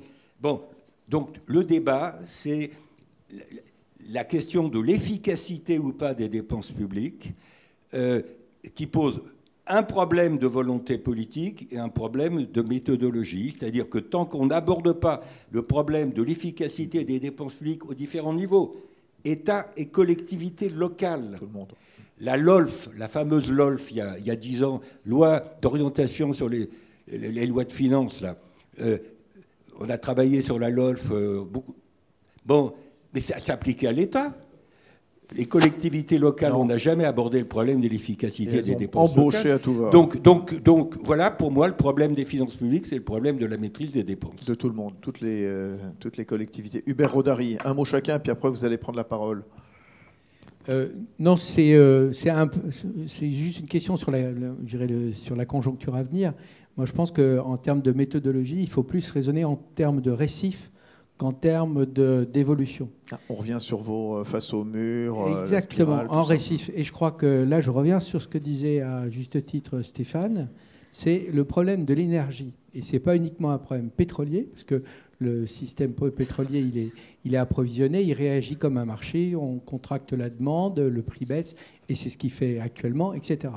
Aujourd'hui, il y a un problème d'énergie en Europe, puisqu'on avait misé sur l'électrique. L'électrique, il était gazier, à 40% de gaz russe, et le GNL ne peut pas fournir l'énergie correspondante. Donc aujourd'hui, il y a un récif énorme, massif, pour la conjoncture française et européenne, qui est cette problématique du coût de l'électricité. Le marché électrique a été organisé de façon, à mon avis, non pertinente, et non efficace, c'est-à-dire qu'il a encouragé l'instabilité et la volatilité et non pas organisé la prévention la prévention des chocs que ce genre de marché subit régulièrement. Donc la volatilité, on l'a en plein dans le nez. Et aujourd'hui, votre boulanger a une facture d'électricité qui est multipliée par 10. C'est ça le vrai sujet, à mon avis, de la conjoncture qu'il va falloir... un des récifs qu'il faut envisager avant de parler de prévision. J'avais juste une question d'un pays dont on n'a pas du tout parlé, ou presque. Enfin, vous avez parlé du monde anglo-saxon il y a quelques minutes, Stéphane. Le retour à l'orthodoxie budgétaire au Royaume-Uni avec l'arrivée de Rishi Sunak. Qu'est-ce qu'il faut en penser? Est-ce que c'est un geste de confiance? C'est quoi? En quoi ça nous concerne? En quoi ça peut nous intéresser? Qui prend la parole? Christian? Allez-y, Christian. Ou Nathalie Janson. Nathalie Janson, voilà. Vous avez vu, Nathalie, c'est votre ancien prof qui distribue les cartes. Oui, je vois ça, oui. Voilà, exactement. Merci beaucoup, Christian. Oui, l'Angleterre, en effet, c'est une question importante, non pas parce que ça va être un enjeu majeur non plus pour l'Europe, mais parce que dans sa dynamique même, c'est important. Bon, on a vu qu'il y avait une tentative de faire revivre Margaret, mais bon, un petit peu sous une pâle imitation, puisqu'en fait, elle a voulu faire une politique. Comment ça s'appelait déjà la Truss, Liz Truss, oui. Voilà, elle n'est pas restée longtemps. Voilà. Oui. Qui, en fait, a voulu en même temps faire en sorte qu'on libère voilà, l'activité économique en baissant les impôts, avec cette idée qu'effectivement, ce qu'on vit aujourd'hui, c'était des goulots d'étranglement, c'est des problèmes d'activité, donc il faut libérer au maximum. Bon, pourquoi pas, enfin, je veux dire, ça peut s'entendre. Et qui l'a doublé d'un programme de dépenses aussi pour la protection des entreprises et des consommateurs. Donc effectivement, elle s'est retrouvée dans une impasse. Une impasse parce qu'elle l'a fait au moment même où la Banque d'Angleterre se retirait a priori du marché en mettant fin à la politique de quantitative easing. Donc forcément, c'est pas le bon timing, puisqu'on se retrouvait inondé de gilts à un moment donné où il y avait un peu moins de gens en face de ces gilts. Et ça a été toute la problématique. Ça s'est transformé en fait, très rapidement en problème de liquidité. Et donc, du coup, la Banque d'Angleterre est intervenue. Et c'est pour ça qu'en fait, il y avait pression pour que la charmante dame se retire et qu'on ait quelqu'un en face qui puisse défendre un programme un peu plus soutenable, dans cette partie.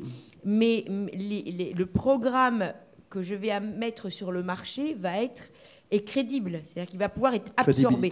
Et aujourd'hui, on a encore quand même des doutes. Je lisais encore, il n'y a pas très longtemps dans la presse anglo-saxonne, qu'effectivement, c'est quand même beaucoup de milliards et beaucoup plus qu'avant qui risquent d'être mis sur le marché.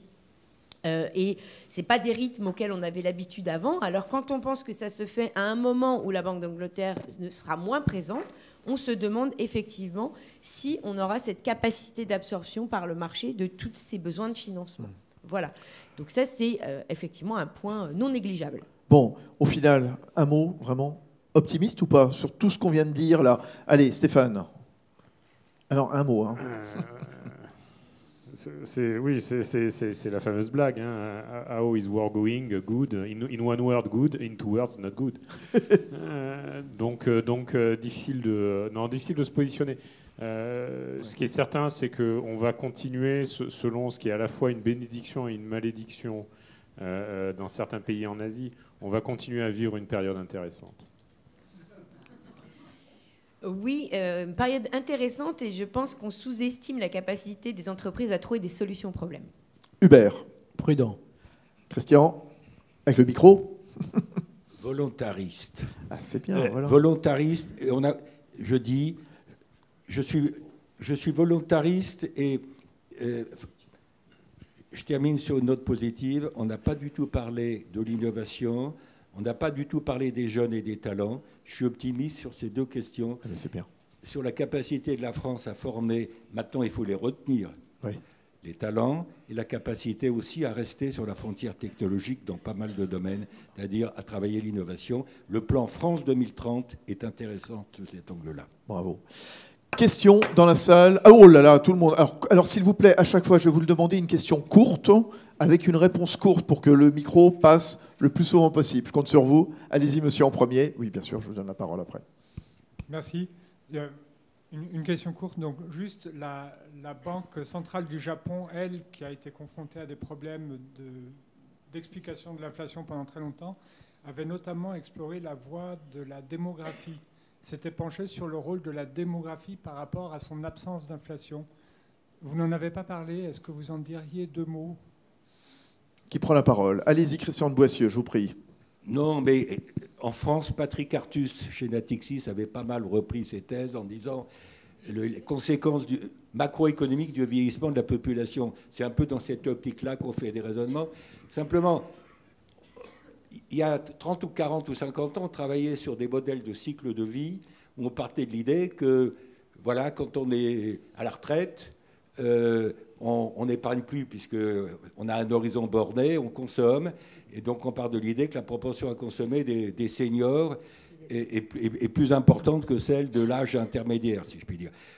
Avec le vieillissement de la population, il y a seniors et seniors, et tous les modèles de cycle de vie ont été remis en cause par le fait que, justement, les gens qui ont 65, 70, 75 ans, aujourd'hui, ils ont encore, en moyenne, une espérance de vie qui fait qu'ils peuvent être conduits à épargner et pas uniquement à consommer.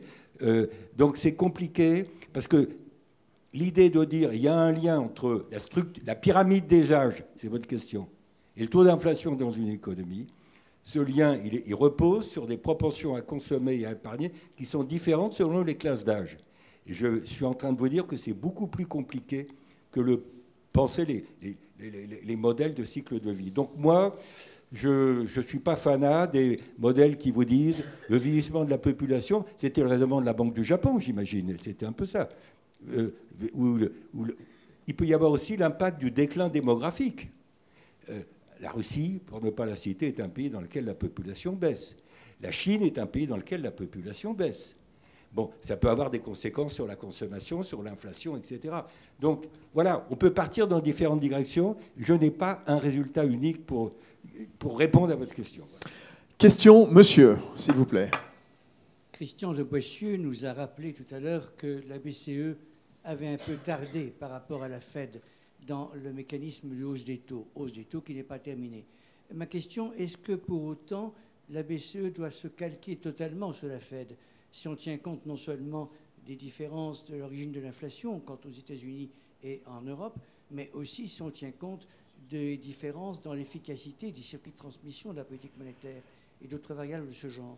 Et enfin, comment jugez-vous, je m'adresse à tous les membres de la tribune et pas seulement à Christian de Boissieu, comment jugez-vous les décisions de la Banque centrale européenne d'avoir segmenté l'espace européen compte tenu des différences de l'inflation pour essayer de pratiquer le quantitative easing, ou du moins ce qui en restera, différemment selon les zones plus ou moins inflationnistes?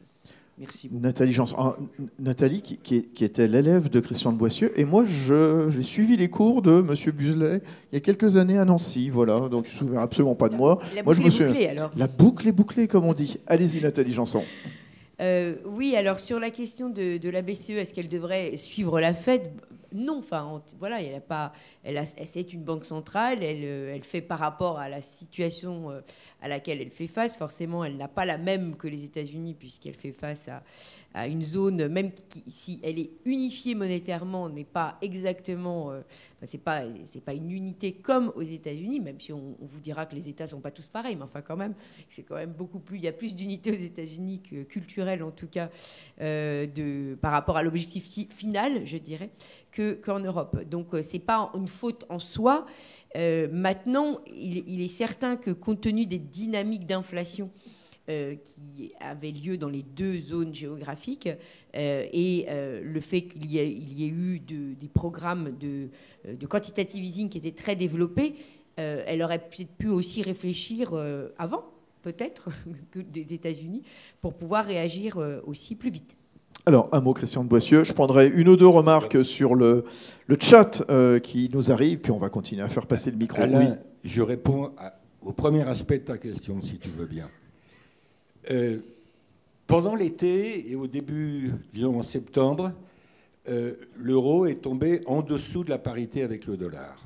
On a touché 0,98. À ce moment-là, les journalistes... J'ai rien contre. Oh, je ne le suis plus, mais c'est pas grave. Bon. Les journalistes vous appellent en vous disant « la crise de l'euro ». J'ai rappelé, quand on m'appelait en me disant « l'euro ne va pas bien du tout, il est malade, on est en dessous de la parité ». En dessous de la parité, justement, je pense en liaison avec ce décalage dans le temps. C'est-à-dire, comme l'a dit Nathalie, les capitaux allaient vers New York pour des raisons de rémunération. Travaillant beaucoup sur l'Afrique, j'ai constaté qu'il y avait des fuites de capitaux des pays du Sud vers les pays du Nord, en particulier New York, ce qui faisait monter le dollar. maintenant, l'euro est remonté à 1,05 $, et donc il y a aussi des capitaux qui reviennent vers nous. Mais je reviens sur ta question. À 0,98 ou 0,99 $ pour un euro, je continue à dormir. Pourquoi je continue à dormir? Parce que je rappelle aux gens qui me disent il y a une crise, l'euro va pas bien, il est malade, en dessous de la parité, c'est grave, etc. Je rappelle quand même qu'en septembre 2000, plus d'un an et demi après l'introduction de l'euro bancaire et financier, l'euro valait 0,87 $. Et à ce moment-là, il y a eu une intervention coordonnée du G7 pour acheter de l'euro, vendre du dollar, et les Américains étaient avec nous. La Fed était avec la BCE et la Banque du Japon, et la Banque du Canada et la Banque d'Angleterre, etc. Parce que les Américains avaient intérêt à casser la hausse du dollar pour des raisons de compétitivité. Donc moi, quand on se balade autour de la parité, j'ai pas de problème. Alors là, la BCE a rattrapé un peu son retard. Et je pense que c'est peut-être pas la seule raison pour laquelle l'euro est remonté depuis quelques jours, depuis quelques semaines. Mais je veux dire, entre 0,90 et 1,10, je dors. Et vous, Stéphane? Moi, je vais m'intéresser plutôt à la question du quantitative easing. C'est compliqué, le quantitative easing, et la fin du quantitative easing. C'est compliqué aussi parce qu'il faut quand même se comprendre que les acteurs, donc les personnes qui interviennent sur les marchés obligataires, des gens qui ont aujourd'hui 10 ans d'expérience, donc ce n'est pas des perdreaux de l'année quand même, des gens qui ont 10 ans d'expérience n'ont jamais connu un marché obligataire qui ne soit pas piloté par le quantitative easing. C'est-à-dire ça fait 10 ans qu'on a des gens qui font du vélo avec les 2 petits trous, là. Donc ça risque de devenir un peu sportif aussi si on a des marchés obligataires sans quantitative easing. Questions là, qui nous sont arrivées, donc j'en prends quelques-unes. La décélération du système économique mondial étant une réalité, d'où le renforcement du protectionnisme américain ou le raidissement des mesures prises en Chine. Est-ce qu'on peut, nous, saisir l'opportunité pour jouer un rôle en tant qu'acteur européen? Puis autre remarque toujours autour de la Chine, je ne sais pas qui va s'emparer de ces remarques, ces questions. Les Chinois ont commencé à goûter l'économie capitaliste et le retour en arrière est impossible. L'attente des investisseurs européens vers la Chine n'est-elle pas une réalité? Alors, Nathalie Janson. En tout cas, le retour des investisseurs européens en Chine, je n'ai pas l'impression que ce soit vraiment quelque chose qui soit hyper d'actualité. J'ai plutôt l'impression que on a fait un peu on a fait plutôt la route inverse. C'est-à-dire qu'il y a eu une espèce d'euphorie. Il y a fort longtemps déjà, ça a quand même commencé il y a bien 10-15 ans, oui, même 20 ans, on peut dire. Et là, après 2015, il y a eu un peu un refroidissement. Quand on a vu que les autorités reprenaient en main, comme je disais précédemment, et avec le consentement de la population qui voyait dans l'État, comme les marchés c'était compliqué à gérer au niveau des risques, il se disait qu'il valait mieux que l'État pilote plutôt que ce soit la crise. En fait, du coup, la Chine s'est refermée et son ouverture financière a quand même été fortement remise en cause. Donc moi, je dirais... Christian de Boissieu. Sur le premier aspect, c'est-à-dire le protectionnisme américain et le raidissement des Chinois. Qu'est-ce qu'on peut faire, nous, face à ça? Moi, ce qui m'a frappé, c'est que lors de la visite de notre cher président Emmanuel Macron à M. Biden aux États-Unis l'autre jour, ça s'est bien passé, mais j'ai l'impression que... il faut dire les choses comme elles sont. Ça ne va pas faire bouger les Américains. Il a été reçu très gentiment, très poliment. Il y a eu des gestes d'amitié, etc.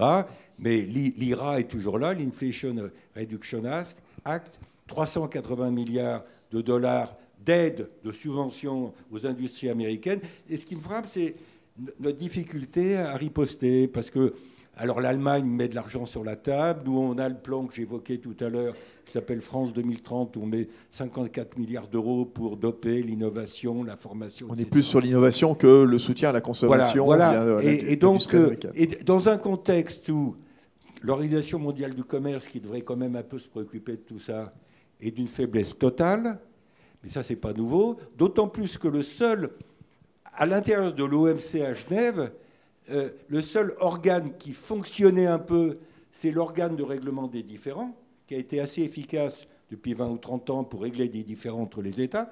Simplement, les Américains n'ont pas désigné leur juge, ça ne peut pas fonctionner. Et M. Biden, que je sache, n'a pas désigné le juge américain. Donc, il n'y a pas de règles. Il n'y a pas de règles, cher Hubert, tu dois être content ou mécontent, il n'y a pas de règles. Les règles du commerce sont... Donc, il y a cette guerre sur la compétitivité, il faudrait une Europe un peu plus unie, un peu moins désunie, peut-être pas à 27, ou à 27, à 27 puisque c'est l'Union européenne. Mais je veux dire, on peut pas. Je pense qu'il ne faut pas une Europe passive par rapport à des Américains qui ne sont pas naïfs. On est un peu naïfs, nous. Le rêve de Christian de Boissieu pour 2023. Oui, un mot, Hubert Rodari, oui. Puis on va continuer donc le feu roulant des questions et des réponses. Juste sur ce problème de règles, qu'il n'y ait pas d'ambiguïté. Aujourd'hui, le monde se caractérise par l'absence de règles. Il y a un non-système monétaire international. La régulation macroéconomique ne fonctionne plus depuis les politiques non conventionnelles. Et ce que dit Christian, c'est l'OMC ne fonctionne plus non plus. Donc on ne peut pas dire qu'aujourd'hui le monde soit particulièrement régulé. Et c'est, je pense, de là dont vont venir les difficultés des mois à venir. Monsieur, s'il vous plaît. Ouais, justement, je voulais revenir sur la politique non conventionnelle des banques centrales qui ont créé finalement de l'argent assez facile. Et donc, n'est-ce pas un aléa moral qui s'est créé? Et la question, c'est comment sort-on d'un aléa moral? C'est là toute la difficulté. Le camion est sorti de la route, comme je disais, il est en plein champ. Alors, tant que le champ est un peu dur, il continue à rouler. Mais quand arrive une période un peu de terrain un peu mou, il s'enlise. C'est exactement ça. Maintenant, excusez-moi, la sortie de ce genre, de situation, de facto, l'inflation permet de revenir un peu du côté de la route. Mais c'est une façon de correction qui est extrêmement malsaine, puisque l'inflation, à ces niveaux, est un mal objectif. Voilà. Nathalie Janson. Oui, c'est d'autant plus problématique, en effet, cette sortie, que pour le moment, on n'a pas réussi vraiment à le faire. On se souviendra que la Fed, qui, elle, effectivement, n'avait plus racheté de titres entre 2014 et 2019, voilà, elle avait stabilisé son bilan, mais en aucun cas, elle l'avait vraiment diminué. Donc, elle avait tenté de le diminuer en 2019. Ça avait donné des fortes réactions sur le marché. Elle avait arrêté et hop, on a eu le Covid. Donc, voilà. Donc là, on a quand même un début, puisqu'aux États-Unis, on ne réinvestit pas totalement, mais dans une portion qui n'est pas énorme, mais on ne réinvestit plus totalement les titres échus sur le marché.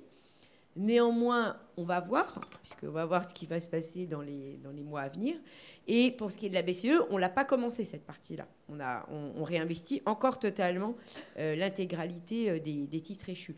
Donc, il est vrai que en tout cas, pour ma part, c'est vrai qu'effectivement, sur les marchés financiers, que c'est le plus tendu.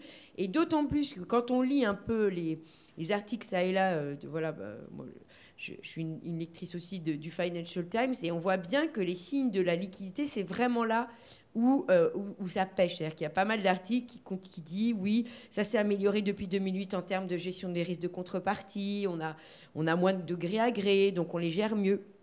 Mais le risque qui pointe à l'horizon, on l'a vu avec le cas anglais, avec les fonds de pension qui étaient en difficulté, c'est le problème du collatéral. C'est-à-dire que tout le monde se collatéralise, mais du coup, au bout du bout, on se dit, oui, d'accord, mais si tout le monde vend en même temps, là, on n'a plus de valeur de collatéral. Donc, on voit bien qu'il y a un problème de liquidité.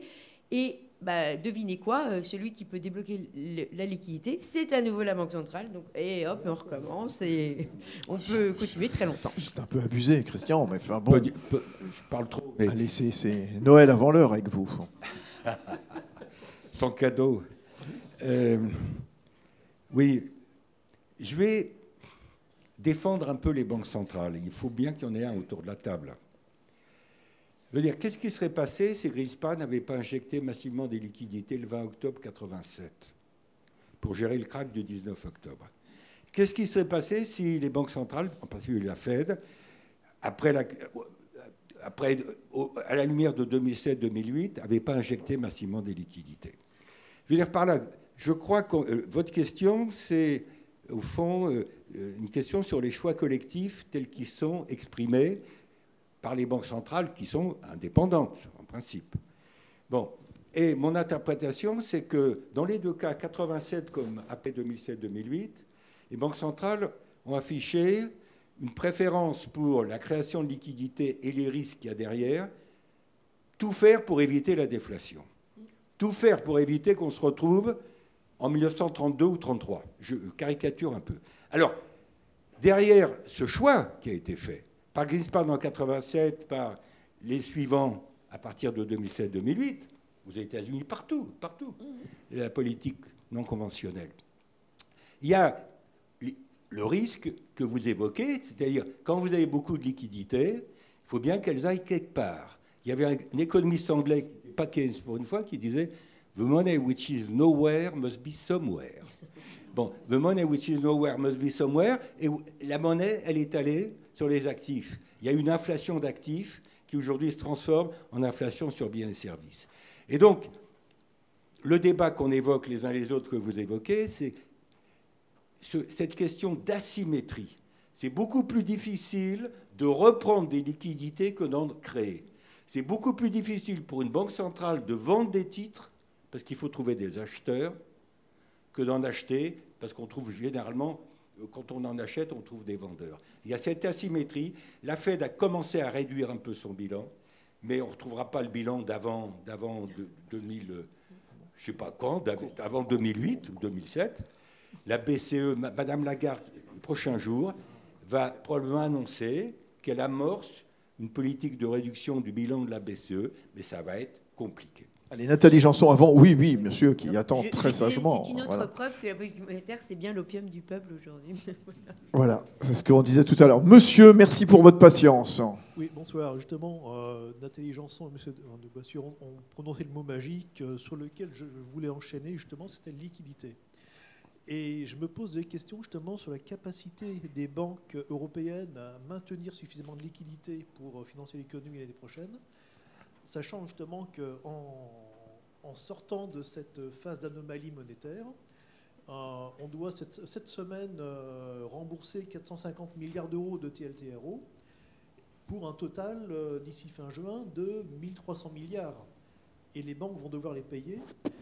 Et on peut craindre un assèchement des liquidités sur le marché, d'autant plus que les appels de marge sur les marchés dérivés, donc qui sont importants, assèchent encore la liquidité des investisseurs institutionnels. J'ai lu que les fonds de pension hollandais ont dépensé 88 milliards de dollars en appels de marge sur le seul mois d'octobre. Donc j'aimerais bien avoir votre perception sur cet aspect de liquidité du marché. Alors c'est Stéphane Giordano, président de la MAFI, qui va vous répondre. On est dans le lieu pour parler des banques, hein, puisqu'on est dans les locaux de la FBF. Ce que vous dites est absolument exact. Et ça explique pourquoi les politiques non conventionnelles vont pas être arrêtées brutalement.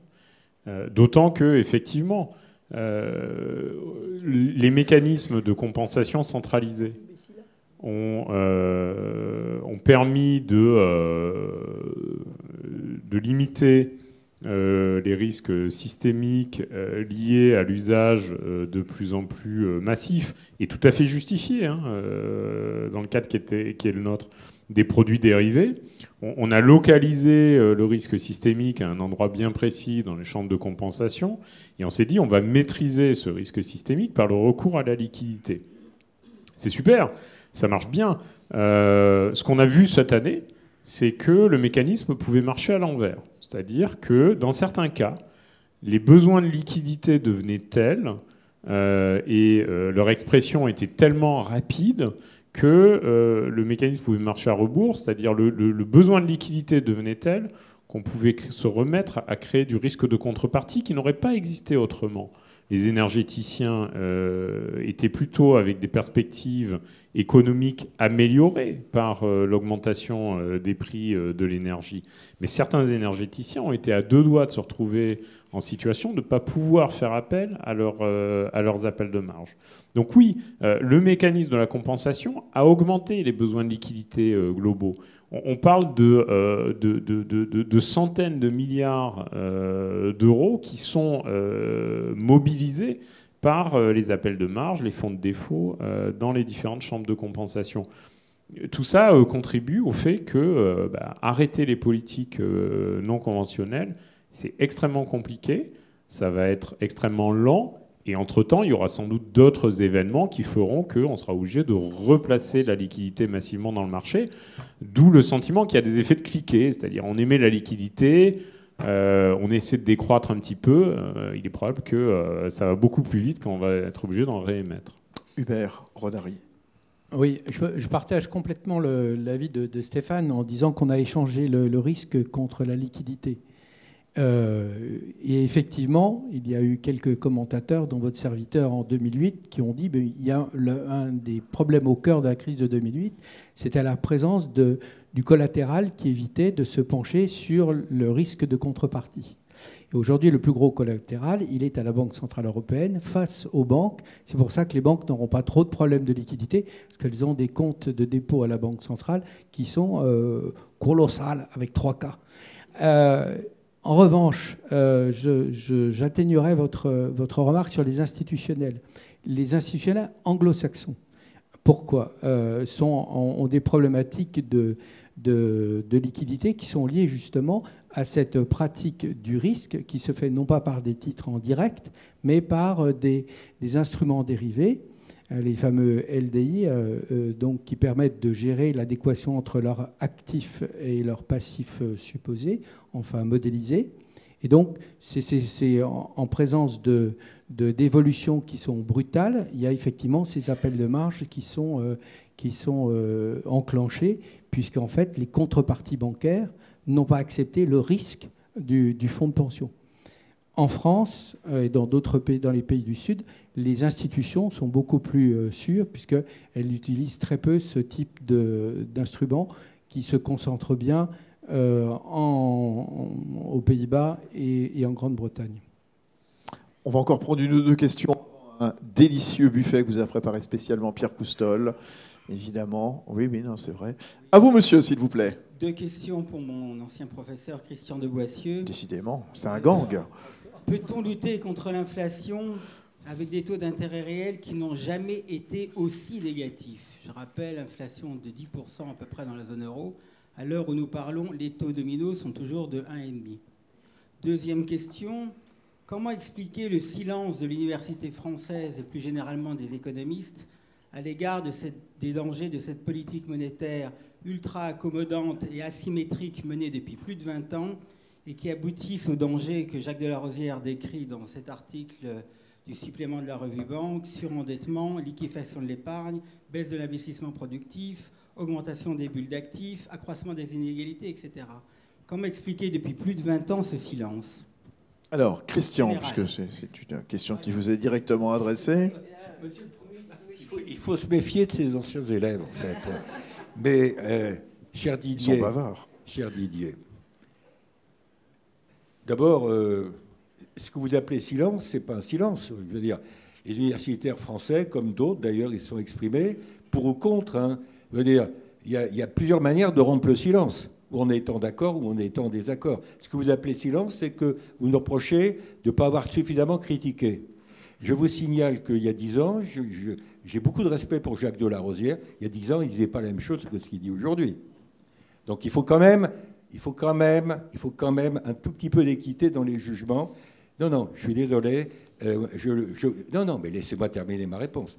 J'ai beaucoup de respect et d'amitié pour Jacques, mais il a raison de souligner les conséquences du surendettement. Il y a des universités. D'abord, il n'y a pas une vue des universitaires. Vous avez eu des vues différentes. Hein. Moi, je suis désolé. Entre nous, on n'est pas d'accord, les uns les autres. Il y a des universitaires qui, depuis... Peut-être pas moi. J'ai plutôt dit tout à l'heure que je pensais que... Et je continue à penser quand même que les banques centrales nous ont évité une déflation majeure. J'attends qu'on montre l'inverse. Pour l'instant, on ne va pas montrer l'inverse. On ne va pas montrer que si Greenspan n'était pas interdit le 20 octobre... On ne m'a pas montré l'inverse. Donc, alors, elles ont tout lâché. Il y a un prix à payer. Je veux dire, il y a un prix à payer, c'est qu'on a eu des bulles, on a toujours des bulles, on passe d'une bulle à l'autre, etc. Il y a des phénomènes de surendettement que je critique, je l'ai dit tout à l'heure, comme peut-être moins véhémentement que Jacques, mais que voilà. Et alors, sur les taux réels, je vous signale, cher Didier, que j'ai été le seul autour de la table à parler des taux réels. Bon, Donc, vous reprochez pas tout et rien à votre ancien prof. Ah oui. Je dis simplement que c'est pour ça que je pense que la normalisation des taux n'en est qu'à ses débuts. C'est que, d'une certaine... Au fond, ce qui compte pour l'emprunteur, c'est pas le taux nominal ou le taux réel, sont les deux. Les deux qui comptent. Parce que les taux nominaux, c'est la charge effective de l'emprunt, et puis le taux réel, c'est effectivement la valeur réelle de la dette ou la charge en valeur réelle des intérêts qu'on paye. Donc je pense qu'il n'y a pas à choisir. Il y a un certain nombre d'emprunteurs, en particulier ceux qui sont endettés à taux variable, ce qui n'est pas le cas d'ailleurs de la France. Les taux variables, c'est l'Espagne, c'est un certain nombre de pays scandinaves, sont les Pays-Bas. Les ménages français, en matière d'immobilière, ils ont eu la chance, si je puis dire, de s'endetter à taux fixe. Bon, et donc, ce sont les banques, ce sont les prêteurs qui prennent le risque, y compris le risque de taux. Voilà. Mais, cher Didier, je suis comme vous, c'est-à-dire je pense que les taux réels fortement négatifs peuvent retarder des ajustements nécessaires. Donc cette politique de taux bas, politique accommodante, quand Jacques Delarosière dit que c'était une erreur? Non, pour moi, au moment où elle a été faite, attendez, là, rétrospectivement, c'est toujours facile de dire que c'était une erreur. Quand vous êtes confronté à la crise subprime à partir d'août 2017 et la faillite de Lehman Brothers de septembre qui accentue, là, vous n'êtes pas après, vous êtes avant. Bon, voilà, je veux dire, il faut quand même... la politique monétaire, c'est des décisions en face de problèmes à traiter. Alors après, on peut dire ils ont été trop loin dans un sens ou dans l'autre. Et ça, moi, j'ai pas de problème pour dire... J'ai dit tout à l'heure, la BCE a tardé. On a peut-être été pendant trop longtemps dans des politiques accommodantes, non conventionnelles. Mais comme l'a dit Nathalie, on manquait de recul. C'est la première fois, après 2008, qu'on a... C'est pour ça qu'on parle de politique non conventionnelle. Question, monsieur, vous n'êtes pas un ancien élève de Christian de Boissieu, par hasard? J'ai pas eu cette chance pour l'instant. Bon, ça va, c'est la bonne nouvelle. Allez-y, monsieur. J'avais une question, merci pour ces mises en perspective du riche panel qu'on a pu écouter. J'avais une question, est-ce qu'on serait peut-être devant une crise systémique, macroéconomique, et est-ce qu'auquel cas, il n'y a pas des réponses systémiques à apporter? Peut-être Stéphane Giordano, président de la MAFI. Je ne sais pas si on est dans une crise, devant une crise systémique. Ce qui est certain, c'est que les différents éléments dont on voit les conséquences aujourd'hui sont les conséquences de la globalisation de l'économie et de l'augmentation de l'effet de levier. Maintenant, une fois qu'on a dit ça, fragmenter l'économie, on voit que ça intervient avec un certain nombre de douleurs. Et d'ailleurs, pas ceux qui en souffrent et qui vont en souffrir le plus, c'est pas forcément les pays les plus développés. Et diminuer le levier, on voit que si on peut le faire, ça sera très, très lent. Hubert, vous aviez un point à ajouter? Non, un point pour dire, effectivement, monsieur, je pense qu'on est en pleine déjà crise de système, plus que crise systémique, puisqu'on l'a dit, on n'a plus de règles dans le marché international, on a une régulation interne qui est flageolante, etc. Donc c'est vrai que moi, c'est la thèse que volontiers je défendrais, c'est que des réformes systémiques ne seraient pas trop aujourd'hui. Lesquelles, il faut en discuter. On a une question au premier rang. J'ai une autre question également qui est intervenue sur le chat. Je vais la donner avant vous, monsieur, pardonnez-moi. Les facteurs exogènes étant difficiles à maîtriser du fait des réactions imprévisibles des acteurs économiques, cela n'est-il pas la raison majeure des difficultés auxquelles sont confrontées les banques centrales? Non. Hubert. La réponse est non, puisque les systèmes sont faits pour répondre aux chocs exogènes. Donc si le système répond mal aux chocs exogènes, c'est que le système a un problème. Voilà. Bien, c'est très clair. Alors, monsieur, je vous en prie. Oui, bonsoir. Oui, je suis un ancien élève d'aucun des personnes ici. Vous n'avez pas du tout parlé de l'immobilier, ou très peu de l'immobilier. Il y a eu énormément de liquidités, énormément de crédits qui ont été faits. Ne sommes-nous pas en face d'une énorme bulle immobilière? Nathalie, Janson. Alors, je dirais que c'est pas là où elle est l'argent le plus fragile. Voilà. C'est aller dans l'immobilier comme ça va dans beaucoup de biens dont on pense que ça s'apprécie avec le temps. Donc l'immobilier en fait partie, mais il y a eu d'autres. Hein. Donc il y a eu le vin, notamment, cette année, qui a été aussi un... Voilà, mais il y a eu les voitures de collection, enfin je veux dire, tous les trucs habituels, les tableaux. Et non, les cryptos, c'est celles qui ont le plus hérité de ce qu'on appelle la hot money. Voilà, c'est là où ça s'est vraiment engouffré, très clairement. Voilà. Donc l'immobilier, ça l'a été, mais ça l'a pas été plus que ça. Voilà, c'est la différence avec 2008. Juste, Nathalie, gardez le micro, non, parce que vous êtes une grande spécialiste des crypto-monnaies. Feu de paille, engouement, c'est quoi la suite des crypto-monnaies C'est une conjonction d'astres, c'est-à-dire qu'effectivement, dans un contexte où les taux d'intérêt étaient très bas et qu'on avait des rendements dans de nombreux endroits négatifs, cette surliquidité qui était dans les marchés s'est engouffrée dans les cryptos à partir du moment où en fait les Américains s'y sont intéressés. Il faut être très clair, hein, c'est novembre 2020. Novembre 2001, on commence à avoir des institutionnels américains qui s'intéressent au marché des cryptos et comme ils ont une puissance de feu assez forte en termes de gestion de portefeuille, même s'ils n'investissaient pas beaucoup, le pas beaucoup d'Américains, c'est beaucoup plus que les pas beaucoup d'ailleurs.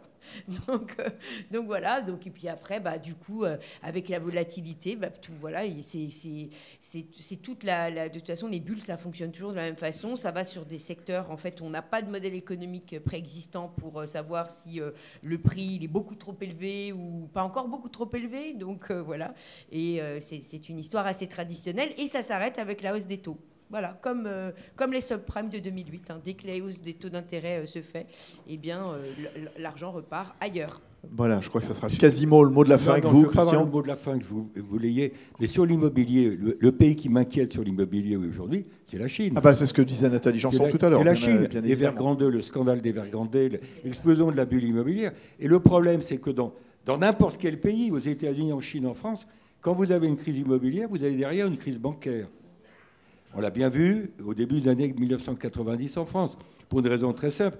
Qui prête à l'immobilier, au secteur immobilier dans tous les pays sont les banques. Bon, et donc, du côté français, le Haut Conseil de stabilité financière, avant l'arrivée du Covid, avait commencé à resserrer un peu les boulons en activant certaines mesures prudentielles. Et puis l'arrivée du Covid, pour des raisons qu'on peut comprendre, a fait qu'on a mis ça entre parenthèses. Et on ressort un peu. Alors, on compte sur la hausse des taux d'intérêt pour ralentir la demande de crédit immobilier. L'offre de crédit immobilier, je rejoins la question de la liquidité. Moi, je pense qu'on est rentré quand même dans un contexte. On n'a pas du tout parlé de réglementation bancaire. On n'a pas du tout parlé de Bâle 3. On ne pouvait pas parler de tout. Mais on est quand même dans un contexte où la conjoncture, la hausse des taux d'intérêt, la réglementation, tout ça, ça fait qu'on est rentré dans une période où il va y avoir, à mon avis, une distribution plus sélective des crédits bancaires. Et que ça va avoir des conséquences négatives sur un certain nombre d'emprunteurs risqués, dont les PME dont je parlais tout à l'heure, une partie des PME. Très très bien, mesdames, messieurs, vous allez pouvoir faire chauffer la carte de crédit dans un instant avec les 100 mots de la politique monétaire de Christian de Boissieu. Méfiez-vous, voilà, un petit que sais-je, en plus qui sera dédicacé par Christian de Boissieu, que vous soyez ancien ou pas du tout élève de Christian de Boissieu. Et puis, A Great Reset for the Financial System, signé Hubert Rodari. Merci d'être venu, Hubert. Voilà, tonnerre d'applaudissements, mesdames, messieurs, pour Nathalie Janson, Hubert Rodari, Stéphane Giordano et Christian de Boissieu. Je salue tous ceux et celles qui nous suivaient à distance. Le replay est bien sûr disponible, les meilleurs moments, sur le site de Revue Banque, auquel vous conviait évidemment avec beaucoup de passion tout à l'heure Pierre Coustol. Je vous souhaite une bonne soirée, des bonnes fêtes de fin d'année, puis rendez-vous en 2023, quels que soient les vents contraires qui soufflent ou pas, ils nous l'ont expliqué. À très bientôt, mesdames, messieurs.